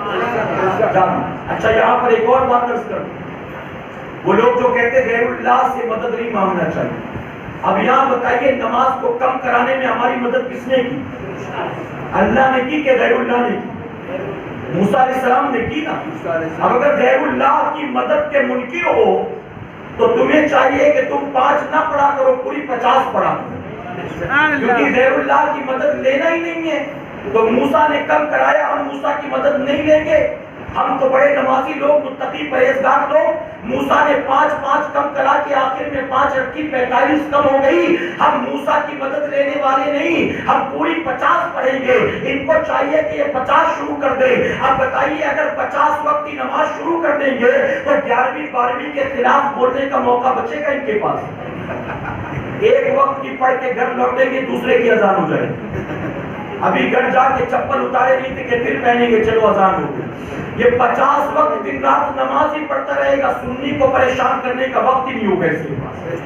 تو ان کو 50 پڑھنی چاہیے، 5 ٹائم کو پڑھیں۔ میرے پیارے آقا کے پیروانوں، میرے آقا 5 وقت کی نماز لے کر لوگ اب جانتے ہیں۔ یہاں پر ایک اور بات عقیدے کی عرض کرتا چلوں، حضور کو لے جانا تھا اللہ مقام، تو محبوب کو مسجد حرام سے مسجد اقصی کیوں لے جایا گیا؟ براق پر بیٹھتے اور ڈائریکٹ آسمان کی طرف چلتے اور ڈائریکٹ لامکہ پر پہنچا دیے جاتے۔ یہ مسجد حرام سے مسجد اقصی کا سفر کیوں؟ اس کا ریزن کیا؟ تو یہاں علماء لکھتے ہیں کہ اگر حضور اکرم صلی اللہ علیہ وسلم کو ڈائریکٹ آسمانوں کی سیر کرا دی جاتی اور واپس آنے کے بعد نبی فرماتے کہ میں آسمانوں کی سیر کر کے آیا، میں نے جنت کو دیکھا، جہنم کو دیکھا، لامکہ پر پہنچا، اپنے رب کو دیکھا، تو اب اگر آقا یہ فرماتے تو لوگ ثبوت کے طور پر کیا ثبوت مانگتے؟ کیونکہ آسمانوں پر نہ ابو جہل کبھی گیا تھا، نہ جنت کو کبھی ابو لہب نے دیکھا تھا، نہ عتبہ شیبہ کو کبھی آسمانوں کے بارے میں، فرشتوں کے بارے میں، اللہ کے بارے میں پتا تھا۔ تو وہ نشانی ثبوت کے طور پر مانگتے تو کیا مانگتے؟ اس لیے اللہ نے محبوب کو مسجد حرام سے مسجد اقصیٰ کی سیر کروائی کہ محبوب جب تم کل آ کر یہ کہو گے میں نے یہ عظیم سفر کیا تو کوئی جنت کی بات آپ سے نہیں کرے گا، کوئی جہنم کے بارے میں سوال نہیں پوچھے گا، کوئی سدرۃ المنتہا کی بات نہیں کرے گا، کوئی لامکاں کی بات نہیں کرے گا، کوئی آسمانوں کی بات نہیں کرے گا، بلکہ چونکہ یہ مسجد اقصیٰ جا چکے ہیں یہ آپ سے ثبوت کے طور پر مسجد اقصیٰ کے بارے میں پوچھیں گے، کیونکہ یہ مسجد اقصیٰ دیکھ چکے ہیں اور یہ بھی جانتے ہیں آپ آج تک مسجد اقصیٰ کبھی گئے نہیں ہیں، تو یہ آپ سے پوچھیں گے سوال کے طور پر، تو مسجد اقصیٰ کے بارے میں پوچھیں گے۔ اور صبح وہی ہوا، حضور نے جب کہا میں نے معراج کا سفر کیا اور میں یہاں سے یہاں چند لمحوں میں نکل گیا، تو کسی نے آسمان کے بارے میں، جنت و جہنم کے بارے میں نہیں پوچھا، بلکہ سب نے یہی کہا کہ ٹھیک ہے اگر تم مسجد حرام سے مسجد اقصیٰ جا کر آئے ہو تو ہمیں بتاؤ مسجد اقصیٰ میں دروازے کتنے ہیں، مسجد اقصیٰ کے مینار کتنے ہیں، مسجد اقصیٰ میں کھڑکیاں کتنی ہیں، مسجد اقصیٰ میں بتاؤ سیڑھیاں کتنی ہیں۔ ہر کسی نے پوچھا تو مسجد اقصیٰ کے بارے میں پوچھا۔ اب میرے پیارے آقا کے پیروانوں میں آپ سے پوچھتا ہوں یہاں کتنے لوگ ایسے ہیں جو کئی بار اجمیر شریف گئے ہوں؟ میں پوچھتا ہوں آپ بتائیں جو بلند دروازہ ہے اجمیر شریف درگاہ کا اس کی سیڑھیاں کتنی ہیں؟ کئی بار گئے ہیں، کبھی گنا ہے آپ نے؟ کبھی گنا؟ اچھا جو وہاں مسجدیں شاہجہانی مسجد، سنجری مسجد، اکبری مسجد، ان ساری مسجدوں کے ملا کر مینار کتنے؟ اچھا بتائیں کہ اکبری مسجد میں کھڑکیاں اور دروازے کتنے؟ آپ یہ سب کاؤنٹ کرنے جاتے ہیں، یہ سب گننے جاتے ہیں ڈائری لے کر کہ میں آج تو سیڑھیاں گننے آیا ہوں، کھڑکیاں گننے آیا ہوں۔ جب کوئی کہیں جاتا ہے سیر و تفریح کے لیے تو وہ ان چیزوں کا مزہ لیتا ہے، ان کی خوبصورتی سے وہ نگاہوں کو لذت دیتا، وہ دل کا سکون ڈھونڈتا، وہ اس کو کاؤنٹ کرنے، ریکارڈ مینٹین کرنے نہیں چاہتا۔ اب آقا سے پوچھا گیا کھڑکیاں کتنی بتاؤ، دروازے کتنے بتاؤ، حضور فرماتے کہ کیا تم نے گنا تھا جو میں گنوں گا؟ مجھے نہیں پتا کہ کھڑکی کتنی، دروازے کتنے، میری بات ماننی ہے تو مانو ورنہ نہیں ماننا تو نہ مانو۔ نہیں اللہ مسجد حرام سے مسجد اقصیٰ محبوب کو اسی لیے تو لے کر گیا تھا کہ جب کل کے دن کافر انکار کریں گے اور اعتراض کریں گے تو محبوب جواب دے گا اور کن کن کے بتائے گا، لیکن پھر بھی دیکھنا یہ ماننے والے نہیں ہیں۔ فرمایا کہ اللہ تبارک تعالیٰ نے اس وقت جہاں آقا بیٹھے تھے وہاں سے لے کر مسجد اقصیٰ تک کے سارے پردے اٹھا دیے ہیں اور وہیں بیٹھے بیٹھے نبی نے کھڑکیاں بھی گنا دی ہیں اور دروازے بھی بتا دیے۔ لیکن پھر بھی مشرکوں نے نہیں مانا تو نہیں مانا۔ ایک اور چتور تھا، بڑا چالاک، اس نے کہا اچھا آپ سفر کر کے آئے نا تو میرے سوال کا جواب۔ اس نے کہا ہمارا تجارتی قافلہ گیا ہے فلاں ملک، ہمارے کیلکولیشن کے حساب سے اس کو کل صبح واپس آ جانا چاہیے۔ اگر آپ گئے ہیں سفر میں تو آپ کو ہمارا یہ تجارتی قافلہ بھی کہیں نہ کہیں تو نظر آیا ہوگا۔ اگر آپ نے دیکھا ہے تو آپ بتائیں، آپ سچے ہیں تو بتائیں ہمارا وہ تجارتی قافلہ کب تک پہنچے گا، کب تک آئے گا؟ میرے نبی نے فرمایا میں نے اس قافلے کو دیکھا اور مکے کی طرف بڑھ رہا، اور کل جب صبح کا سورج نکلے گا اسی سورج کی شعاعوں کے ساتھ وہ قافلہ بھی سرحد میں داخل ہو جائے گا۔ واپس سے کہیں ایک طرف سورج نکلے گا اور ایک طرف وہ قافلہ انٹر ہوگا۔ حضور نے فرمایا اب ان کافروں نے کہا چلو ٹھیک ہے کل صبح کی بات ہے نا، ایک دن اور رک جاتے ہیں، دودھ کا دودھ پانی کا پانی ہو جائے گا، کل صبح فیصلہ ہو جائے گا سچا کون جھوٹا کون۔ ان لوگوں نے صبح ہونے سے پہلے دو کافروں کو دو پہاڑی پر چڑھا دیا، ایک کا چہرہ اس طرف جہاں سے سورج نکلنے والا تھا اور ایک کا چہرہ اس طرف جہاں سے تجارتی قافلہ آنے والا تھا۔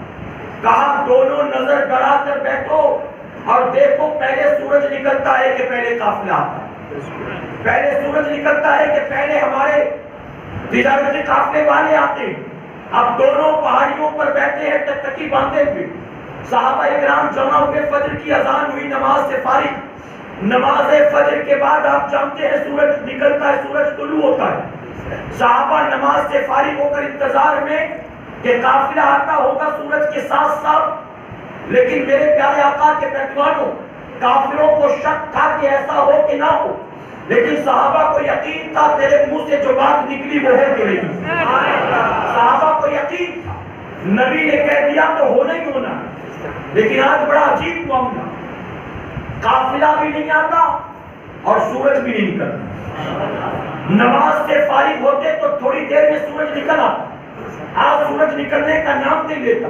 وہ جو پہاڑ پر بیٹھے وہ بھی پریشان، صحابہ بھی حضور کی بارگاہ میں عرض کرتے آقا سورج تو اب تک نکلنا چاہیے، لیکن سورج نکلتا نہیں، اس کی کوئی خبر نہیں، پتہ نہیں بات کیا۔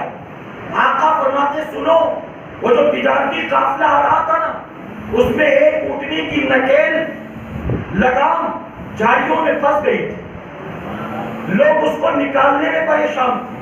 تو جب تک اونٹنی کی نکیل کو نکالا جا رہا تھا تب تک میرے مولا نے بھی سورج کو روکے رکھا۔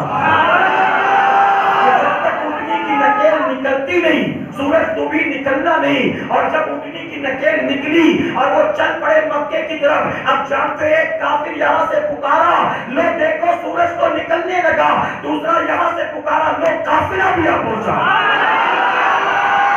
اور کوئی غیب کیا تم سے یہاں کو بنا، کوئی حد ہے ان کے عروج کی؟ بدل الا بکمالی کشفت دجا بجمالی۔ میرے پیارے آقا کے پیغمبروں، لیکن پھر بھی ابو جہل ہی رہا، ابو لہب ہی رہا، باز نہیں آئے۔ یہ اللہ کا احسان کہ صدیق اکبر کی جماعت میں اس نے ہمیں پیدا فرمایا۔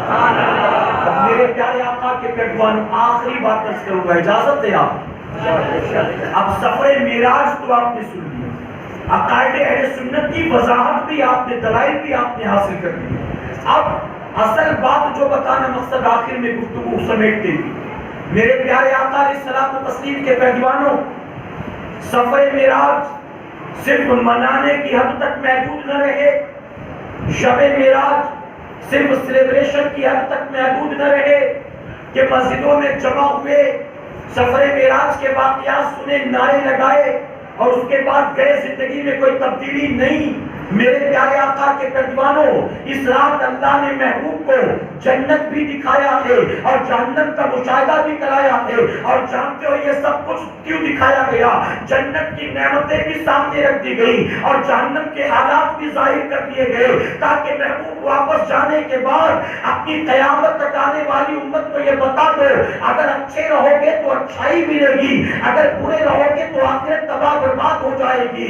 اے مسلمانوں، نبی نے آ کر بتایا نمازیوں کو جنت میں کیا ملے گا، روزے داروں کو جنت میں کیا ملے گا، پرہیزگاروں کو جنت میں کیا ملے گا، شب بیداروں کو جنت میں کیا ملے گا، قرآن پڑھنے والوں کو جنت میں کیا ملے گا، زکات دینے والوں کو جنت میں کیا ملے گا، اللہ رسول کی اطاعت والوں کو کیا ملے گا، نافرمانوں کا انجام کیا ہوگا، باغیوں کا انجام کیا ہوگا، بے نمازیوں کا انجام کیا ہوگا، جواریوں کا انجام کیا ہوگا، شرابیوں کا انجام کیا ہوگا، زانیوں کا انجام کیا ہوگا، غیبت چغلی کرنے والوں کا انجام کیا ہوگا۔ نبی نے سب کچھ لا کر بتا دیا۔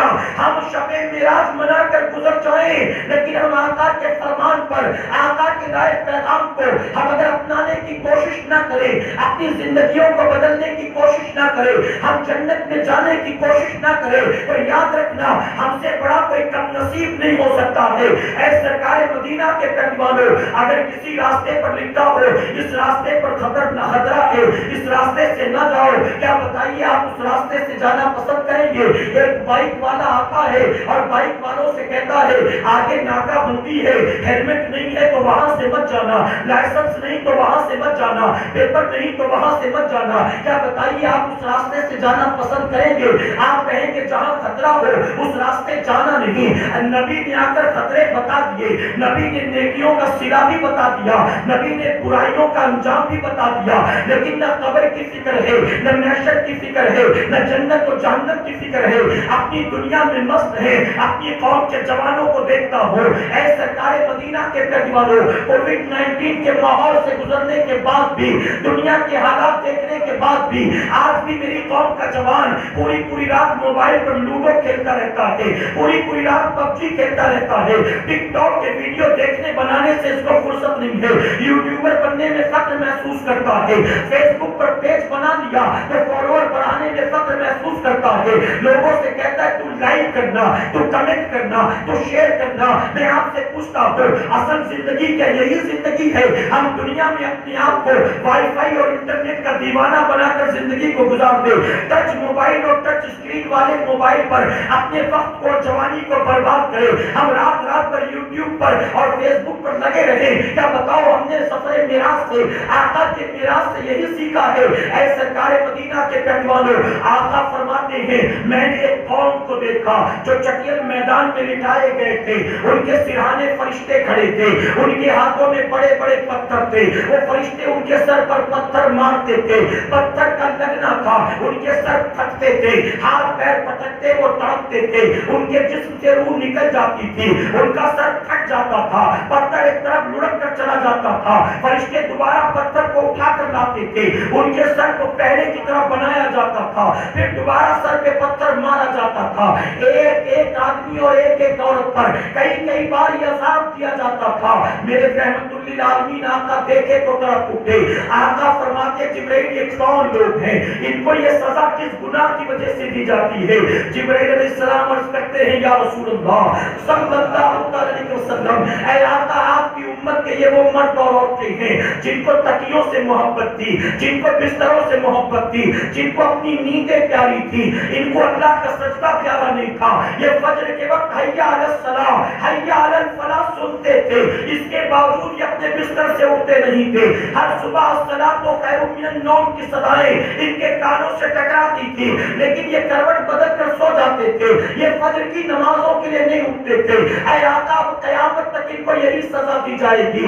آپ سوچیں فجر کی نماز قضا کرنے والے کو جب یہ سزا ہوگی، جو پانچ وقت کی چھوڑے بیٹھا ہے اس کا انجام کیا ہوگا؟ جو ایک وقت کی نہیں پڑھتا اس کا حشر کیا ہوگا؟ آج جانتے ہو ہم مسلمانوں میں بہت سے ایسے ہیں جو 4 وقت کی پڑھتے ہیں، 5ویں نہیں، جب جاگ رہے ہو ہوش و حواس میں ہو تو ظہر پڑھ لی، عصر پڑھ لی، مغرب پڑھ لی، عشاء پڑھ لی، لیکن فجر کی نماز میں غافل، سو رہے ہیں تو کوئی نماز کا خیال نہیں۔ میرے پیارے آقا کے پہلوانوں، کبھی کبھی ہم جاتے ہیں اجتماعات کے سلسلے میں مختلف علاقوں میں، جن کے گھر ہم کو ٹھہرایا جاتا ہے، 1-2 دن کا قیام ہو، فجر کے وقت آپ دیکھیں جن کو یہ خواہش ہوتی ہے کہ علماء کے قدم پڑیں گے، کوئی مبلغ گھر آئے گا تو اللہ برکت نازل کرے گا، جہاں ہمیں لے جا کر ٹھہرایا جاتا ہے خصوصی طور پر دعوت کی جاتی ہے، اچھا سے اچھا کھلایا پلایا جاتا ہے، ایئر کنڈیشن والے کمرے میں نرم بستر پر سلایا جاتا ہے، فجر کے وقت جب ہم اٹھتے ہیں اللہ کا سجدہ کرنے کے لیے، پورا کا پورا گھر جو ہے غفلت کی نیند میں پڑا ہوا نظر آتا ہے، پورا کا پورا گھر، کوئی ایک بھی ایسا نہیں کہ جو فجر کی نماز میں اٹھے اور دیکھے کہ کہیں مولانا تو نہیں سو گئے، بلکہ ہمیں پانی چاہیے تو دروازے پر دستک دینی پڑتی ہے کمرے سے نکل کر کہ میں نے فجر پڑھ لی، تھوڑا پانی پلا دو، پانی نہیں ہے میرے کمرے میں، سوئے پڑے ہوتے۔ کچھ لوگ 4 وقت کی پڑھتے ہیں، کچھ لوگ صرف جمعہ کی پڑھتے ہیں، کچھ لوگ صرف عید بقرہ عید کی پڑھتے ہیں، کچھ لوگ صرف ماہ رمضان کی پڑھتے ہیں، اور کچھ ہمارے ایسے ہیں جو کچھ نہیں پڑھتے، صرف جنازے کی نماز پڑھتے ہیں، جنازے کی، باقی نمازوں سے تعلق ہی نہیں۔ جانتے ہو کسی بزرگ نے کہا مسجد کے آس پاس اگر 500 مسلمانوں کے گھر ہو، اگر کسی مسجد کے گرد 500 مسلمانوں کے گھر ہو اور نماز فجر میں اس مسجد میں 50 آدمی بھی جمع نہ ہو تو اس آبادی کو تباہی بربادی سے کوئی نہیں بچا سکتا۔ یہ نحوستیں، یہ بے برکتی، یہ میاں بیوی کے جھگڑے، یہ روزانہ طلاق اور سوسائڈ کے بڑھتے کیسز، یہ جو بھائی بھائی کی بنتی نہیں، اولاد ماں باپ کی اطاعت نہیں کرتی، یہ پڑوسی کو ایک دوسرے کو کھاتا کھیلتا دیکھا نہیں جاتا، یہ سب کیوں ہے؟ وجہ کیا؟ یہ ساری بے برکتی اور نحوست کی وجہ یہ ہم نے اللہ کے سجدے چھوڑ دیے، ہم نے اللہ کی عبادت سے اپنے منہ کو پھیرا۔ ایک آخری مثال دے کر اپنی گفتگو سمیٹوں گا۔ اے بھاونگر کی سرزمین پر بسنے والے غیور مسلمانوں، شب معراج پہلی مرتبہ آپ کے شہر میں آنے کا موقع ہوا، آج تک تقریر سن کر مان لیجئے، صرف مثال دیتا ہوں سمجھانے کے لیے.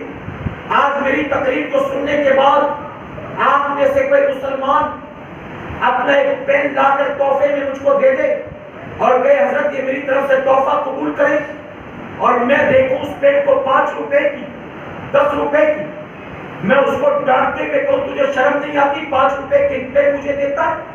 یہ جو میں نے پین لگا رکھی ہے جانتا یہ کتنے کی؟ 1500 روپے کی، اور تو مجھے 5 روپے کی پین دیتا ہے، بھاگ یہاں سے. اب بتائیے میری یہ باتیں سن کر اس کو تکلیف ہوگی کہ اچھا لگے گا؟ اس کو یہ لگے گا کہ میری عقل ماری گئی کہ جو میں ان کو تحفہ دینے کے لیے میں نہ ہی دیتا تو عزت باقی رہتی، بھرم باقی رہتی. میں ان کو تحفہ دینے کیا گیا، انہوں نے کیسی بات کر دی، اس کا دل ٹوٹے گا. لیکن اگر مان لے میں نے اس کے قلم کو لے لیا، میں نے شکریہ اور جزاک اللہ کہا، میں نے برکت کی چند دعائیں دی اور اس کے پین کو میں نے جیب میں رکھ لیا، اس کے بعد 6 مہینے کے بعد پھر بھاؤ نگر میرا آنا ہوا، 1 سال کے بعد پھر کبھی بھاؤ نگر میرا آنا ہوا، اسپیشلی آپ کے علاقے میں آنے سے پہلے میں نے وہ تحفے والی پین کو جیب میں لگا لیا.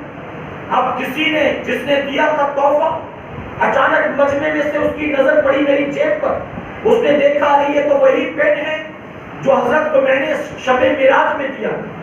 بتائیے اس کا چہرہ کھل اٹھے گا کہ نہیں کھل اٹھے گا؟ وہ بغل میں بیٹھے کے دوستوں سے کہے گا وہ جو حضرت نے پین لگایا ہے نا وہ شب معراج میں آئے تھے تو میں نے دیا. اچھا لگے گا کہ نہیں لگے گا؟ بلا بتا. اے مسلمانوں، یہ صرف مثال سمجھانے کے لیے، ہم جیسا کوئی ہم جیسوں کو تحفہ دے، ایک عام آدمی کو تحفہ دے، اگر لے لے تو دل خوش ہو جاتا ہے، اگر نہ لے تو دل ٹوٹ جاتا ہے. آپ ذرا سوچیں آج ہم مسلمانوں نے کس تحفے کو اپنے پیٹھ کے پیچھے اٹھا کر پھینک دیا. یہ وہ تحفہ ہے جو معراج کی شب میرے آقا لے کر آئے تھے. تم نے کبھی غور کیا ہے؟ ارے تحفہ دینے والا اللہ ہے اور تحفہ لانے والے رسول اللہ ہے. جب یہ تحفہ لے کر میرے آقا آئے، صدیق اکبر نے تحفے کو تھام لیا، اپنے سر پر رکھ لیا. عثمان سیدنا عمر فاروق اعظم نے اپنے ہونٹوں سے چوم لیا، عثمان غنی نے پیشانی سے لگایا، مولا کائنات نے سینے سے لگا لیا. اس کے بعد یہ تحفہ امام حسین تک پہنچا. امام حسین تحفے کو بچاتے بچاتے یزید پولیس سے سنبھالتے سنبھالتے کربلا کے میدان میں پہنچے، اور اسی تحفے کی حفاظت کے لیے امام حسین نے اپنی گردن کو حالت سجدہ میں کٹا دیا. یہ تحفہ امام زین العابدین تک پہنچا، انہوں نے سنبھالے رکھا. امام باقر تک پہنچا، انہوں نے سنبھالے رکھا. امام جعفر صادق تک پہنچا، انہوں نے سنبھالے رکھا. سیدنا غوث اعظم تک پہنچا، انہوں نے سنبھالے رکھا. غریب نواز تک پہنچا، انہوں نے سنبھالے رکھا. اور جب تحفہ لا کر غریب نواز نے ہم لوگوں کے حوالے کیا، ہم نے اٹھا کر غریب نواز کے لائے تحفے کو، امام الانبیاء کے تحفے کو، ارے جس کی خاطر امام حسین نے کربلا میں اپنا سب کچھ لٹایا تھا، اس عظیم تحفے کو ہم نے پیٹھ کے پیچھے اٹھا کر پھینک دیا.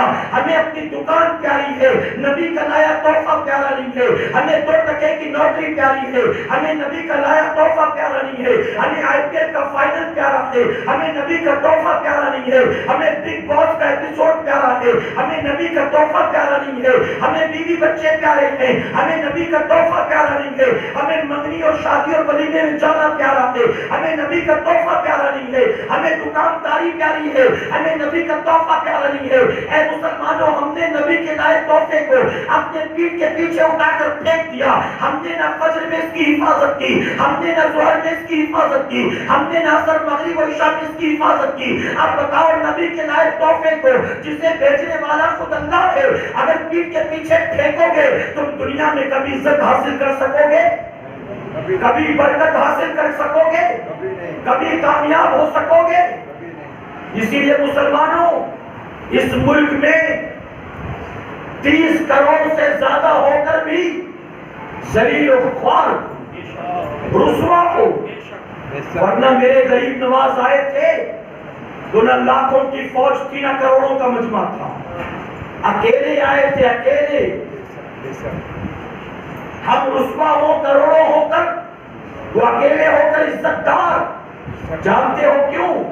شاعر مشرق نے کہا وہ معزز تھے زمانے میں مسلمان ہو کر، وہ معزز تھے زمانے میں مسلمان ہو کر، اور ہم خار ہوئے تاریخ قرآن ہو کر. شب معراج منانے والوں، شب معراج میں تمہاری خاطر نیاز کا بھی اہتمام، معراج منائی، تقریر سنا، نیاز کھائی اور گھر جا کر سوئے، تو کل نہ فجر کا اہتمام، نہ ظہر کا انتظام، نہ عصر کی فکر۔ پھر بتاؤ معراج کی شب تم نے پایا کیا سوائے کان کے چسکے، سوائے کان کی لذت کے تم نے پایا کیا؟ اے آنے والے خوش عقیدہ سنی مسلمانوں، اللہ کے گھر سے اٹھنے سے پہلے طے کرنا، نبی جو ہزاروں سال پہلے معراج کا تحفہ لے کر آئے تھے، ہمیں آج اس کی عظمت کا پتہ چلا۔ آج کے بعد اس تحفے کو لے کر غفلت نہیں برتیں گے، اب اس تحفے کے ساتھ جئیں گے، اس تحفے کے ساتھ مریں گے، اور یہ طے کر کے اٹھنا آج کے بعد دنیا یہاں کی واہ ہو جائے، ایک وقت کی نماز کو جان بوجھ کر قضا نہیں کریں گے، اور خود اپنے بیوی بچوں کو بھی تاکید کرنا، گھر جا کر کہ انشاءاللہ۔ میرے آقا فرماتے ہیں جو خود نماز کا پابند ہو، بیوی بچوں کو نماز کی تاکید کرے، اللہ اس جگہ سے روزی دیتا ہے جہاں اس کا گمان بھی نہیں تھا۔ آپ بتاؤ لاک ڈاؤن میں بھی میرے رب نے کھلایا ہے کہ نہیں کھلایا؟ ارے ماہ رمضان آیا لاک ڈاؤن میں، ماہ رمضان لاک ڈاؤن میں، لیکن بتاؤ مسلمانوں اللہ کے گھر میں موجود ہو، سحری اور افطار میں بتاؤ ایک لقمے میں بھی کوئی کمی آئی؟ گھر میں بیٹھے تھے، دکان بند، دفتر بند، سیلری بند، سب کچھ بند تھا، لیکن پھر بھی سحری اور افطار کے دسترخوان میں میرے رب نے کوئی کمی نہیں، کھلایا ہے، پلایا ہے، سنبھالا ہے، بچایا ہے، زندگی دی۔ اب بھی رجوع نہیں کرو گے تو کب کرو گے بھلا بتاؤ؟ تو توبہ کر کے اٹھنا ہے کہ انشاءاللہ۔ اللہ اپنے محبوب پاک کے صدقے ہمیں آپ کو سب کو کہنے سننے سے زیادہ عمل کرنے کی توفیق عطا فرمائے۔ درمیانی گفتگو مجھ سے جانے انجانے میں کوئی غلطی خامی رہ گئی، آپ سب کو گواہ بنا کر سچے دل سے توبہ کرتا ہوں، رب میری توبہ قبول فرمائے، اور ہماری آج کی محفل پاک کو میرا کریم قیامت میں ہمارے لیے، ہمارے والدین کے لیے بخشش اور نجات کا ذریعہ بنائے، اور امید کرتا ہوں کہ آپ عمل بھی کریں گے انشاءاللہ۔ میرے پیارے آقا علیہ الصلوۃ والتسلیم کے پیروانوں، آپ جب آخر میں جانے لگے تو باہر ہمارا مکتب بھی لگا ہوا ہے، مکتب طیبہ سے آپ کو ہدیتاً کوئی نہ کوئی تحفہ ضرور حاصل کرنا ہے، کریں گے انشاءاللہ۔ اچھا، ہر سنیچر کو ہمارا ہفتہ واری اجتماع ہوتا ہے مرکز گھاچی واڑ مسجد میں، کہاں ہوتا ہے؟ تو ہر سنیچر کو آپ آئیں گے انشاءاللہ۔ آپ کہہ تو دیتے ہیں میرا منہ دیکھ کر، لیکن آتے نہیں میرے بھائی۔ اچھا، میں بھی ایسی کہتا ہوں عبدالرزاق صاحب سے کہ میں آؤں گا انشاءاللہ آپ کے یہاں، اور لاسٹ مومنٹ پہ نہیں آؤں، اچھا لگے گا ان کو؟ کہیں گے نہیں آنا تھا بتاتے تھے، ہم کسی اور کو بلا لیتے، خامخواہ میں نہ خود آئے نہ کسی اور کا انتظام کرنے دیا۔ اچھا لگے گا کہ برا لگے گا؟ ہاں برا لگے گا۔ اچھا، بھی جو لائٹ وغیرہ ہو رہا تھا یہ بھی بند ہو گیا، تو میں آپ کو ایک بات بتاؤں، ایک نواب صاحب تھے، گاؤں بھر میں جب کسی کی شادی ہوتی نا، وہ نواب صاحب کو دعوت دیتے، تو نواب صاحب جاتے نہیں تھے دعوت میں، لیکن نواب صاحب جو ہے نا شادی میں اپنے خادم کے ذریعے اپنی جوتیاں بھیج دیتے تھے، اور کہتے تھے کہ بس جوتیوں کو سمجھ لو کہ نواب صاحب شامل ہیں۔ نواب صاحب اتنے بزی اور بڑے آدمی کے نہیں آ سکے، لیکن نواب صاحب نے جوتیاں بیچی ہے، یعنی تم محروم نہیں رہو گے، کچھ نہ کچھ فیض مل ہی جائے گا۔ جب چند سالوں کے بعد نواب صاحب کی بیٹی کی شادی ہوئی تو پورے گاؤں والوں نے اپنے اپنے جوتے چپل بھیج دیے، اپنے اپنے۔ تو گھاچی واڑ مسجد کی دعوت میں ہمیشہ دیتا، لیکن میں ساتھیوں سے پوچھتا ہوں تو اضافہ تو کوئی نہیں ہوتا، کمی ہوتے جاتے ہیں، کمی۔ اور المیہ یہ ہے میرے بھائی، المیہ یہ ہے کہ جو تحریک سے دور ہے وہ نہیں آتا تو بات سمجھ میں آتی ہے، جو غلط دوستوں کی صحبت میں پڑا ہے وہ نہیں آتا تو بات سمجھ میں آتی ہے، وہ جو تحریک سے جڑے ہوئے وہ بھی نہیں آتے الا ماشاءاللہ، جو اپنے آپ کو مبلغ کہتے ہیں وہ بھی نہیں آتے الا ماشاءاللہ۔ تو یہ تو نہیں ہونا چاہیے نا، یہ تو نہیں۔ میرے پیارے آقا کے پیغمبر کے بڑے پروگرام ہیں تو تھوڑا گفتگو لمبی ہوتی ہے، ہفتہ واری اجتماع میں تو اتنا لمبا چوڑا اجتماع بھی نہیں ہوتا۔ تو اب بہرحال آج یہ بھی طے کر کے اٹھو کہ انشاءاللہ علم حاصل کریں گے، اور علم حاصل کرنے کے لیے اپنے علاقے میں ہونے والے سنی دعوت اسلامی کے ہفتہ واری اجتماع میں ہر سنیچر کو گھاچی واڑ مسجد ضرور پہنچیں گے کہ انشاءاللہ۔ سارے بولتے مجھے بھی भी अच्छा लगेगा। अल्लाह के फरिश्ते गवाह हो रहे हैं, अब सारे ना बोले, जो आने वाले हैं इस शनीचर को वही बोले, आएंगे इंशाअल्लाह। मोमिन वादा खिलाफी नहीं करता मेरी बात, तो अब कर लिया है तो इस शनीचर को तो आना ही आना है इंशाअल्लाह। अल्लाह सबको इनकी तलब में घर से निकलने की तौफीक अता फरमाए। आप बड़े लोग हैं, मसरूफ रहते हैं, मैं जानता हूँ, लेकिन थोड़ा सा वक्त निकाल लिया करो, आखिरत समझ जाएगी इंशाअल्लाह। जब जाने लगे तो बाहर मकतब है, मकतब तैयबा से हलाल करने वाली 3 चीजें अताए हुजूर मुफ्ती आजम दाई कबीर वक़ार अहले सुन्नत हाफिज़ कारी मौलाना मोहम्मद शाकिर नूरी साहब बिबला की लिखी किताब 3 चीजें क्या हैं जो हलाकत वाली हैं, जो हलाक करने और तबाह बर्बाद करने वाली हैं। आप नहीं जानते हैं तो जानने के लिए आप ये किताब लें, ताकि उन 3 चीजों से आप अपने आप को बचा सकें। ठीक है, तो ये किताब आप मकतब तैयबा से हासिल करें। हुजूर अकरम सल्लल्लाहु अलैहि वसल्लम की अज़दवाजी जिंदगी और शादीशुदा जोड़ों के लिए नसीहतें, ये शादी में देने के लिए बहुत बेहतरीन तोहफा है। जिनकी नई नई शादियां हुई हैं, अपनी शादियों को खुशगवार बनाने के लिए बेहतरीन तोहफा है। और जहां मियां बीवी की नहीं बनती, अपने बीवी बच्चों से बनाने के लिए ये बेहतरीन तोहफा है। ये किताब भी अमीर सुन्नी दावत इस्लामी की लिखी हुई, आप इसे भी हासिल करें। हुजूर की सीरत तैयबा को सीखने के लिए आका अपनी बीवियों के साथ कैसे, बच्चों के साथ कैसे, गुलामों के साथ कैसे, नबी की रातें कैसी थी, नबी का दिन कैसा था, उनका चलना कैसा, बैठना कैसा, सीरत कैसी, सूरत कैसी, इसे समझने के लिए गुलदस्ते सीरतुन नबी हुजूर अकरम सल्लल्लाहु अलैहि वसल्लम की सीरत तैयबा पर मुख्तसर लेकिन जामे किताब, ये भी अमीर सुन्नी दावत इस्लामी के कलम से, आप इसे भी मकतब से हासिल करें। और मेरे प्यारे आका के दीवानों, एक मुसलमान का दूसरे मुसलमान पर 6 हक है, वो क्या क्या है? अगर मैं कहूँ कि आप गिना दें तो 6 हक गिना न सकेंगे, और इन हक को अदा करेंगे तो क्या इनाम, अदा ना करें तो क्या अज़ाब, इसको समझने के लिए और इन 6 हुकूक को समझने के लिए ये किताब भी आप मकतब से हासिल करें। मुस्लिम के 6 हुकूक मेरे प्यारे आका के दीवानों, हमारे साथी बॉम्बे से मकतब उठा कर लाए हैं। अगर आप चाहते हैं कि वैसे ही बोझ उठा कर ले जाएं तो मत लेना, और अगर चाहते हैं कि अब उनके बोझ को कुछ कम कर दें तो जरूर जाकर ले लेना इंशाअल्लाह। मैं तो कहता हूँ मेरे भाई, मुबारक शब है। अच्छा, शबे बारात के लोग कब्रिस्तान जाते हैं और बाप दादा की कब्र पर पूरी 200 रुपए की इतर डाल दी, 200 रुपए की इतर खोली और डाल दी। गलत नहीं, आपने देखा? अच्छा, ये वो 200 की इतर वो डालता है जो पूरे साल भर मस्जिद के इमाम को 50 रुपए की इतर कभी तोहफे में नहीं देता। हालांकि 200 की इतर से तेरे बाप दादा को कोई फायदा नहीं है। आला हज़रत ने फरमाया कि अगर कब्र जहन्नम का गड्ढा बन चुकी है तो इतर से अजाब कम नहीं, और अगर कब्र अल्लाह करे 7,000 बार करे कि जन्नत का बाग बन चुकी है, अगर कब्र जन्नत का बाग है तो तेरे इतर की कोई जरूरत नहीं, वहां तो जन्नत की खुशबू आ रही है। तो 200 की इतर कब्र पे डालेंगे, 50 रुपए की इतर कभी किसी मुबल्लिग को, आलिम को, इमाम को तोहफे में नहीं देंगे। ऐ सरकार मदीना के पेटवालों, किसी गरीब को दे दो, बेचारा जो खरीद नहीं सकता, अगर जुमा जुमा लगा लेगा अल्लाह उसको भी सवाब देगा, आपको भी सवाब देगा। तो मकतब से आज की शब अगर किसी ने 10 किताब खरीद ली अपने मरहुमीन के इसाले सवाब के लिए कि चलो मैं 10 खरीद के लोगों में बांट देता हूँ, अल्लाह देने वाले को भी सवाब देगा, पढ़ने वाले को भी सवाब देगा, आपके मरहुमीन को भी सवाब अता फरमाएगा।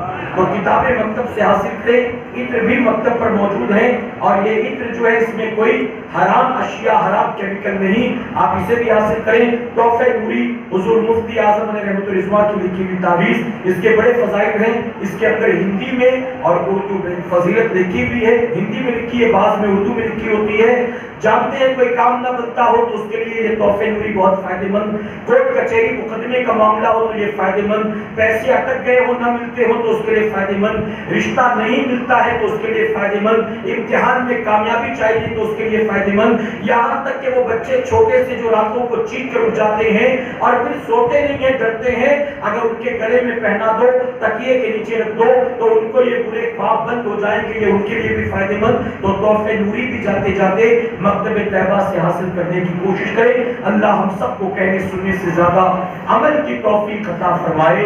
आप सबको गवाह बनाकर सच्चे दिल से तौबा करता हूँ, अल्लाह मेरी तौबा कबूल फरमाए।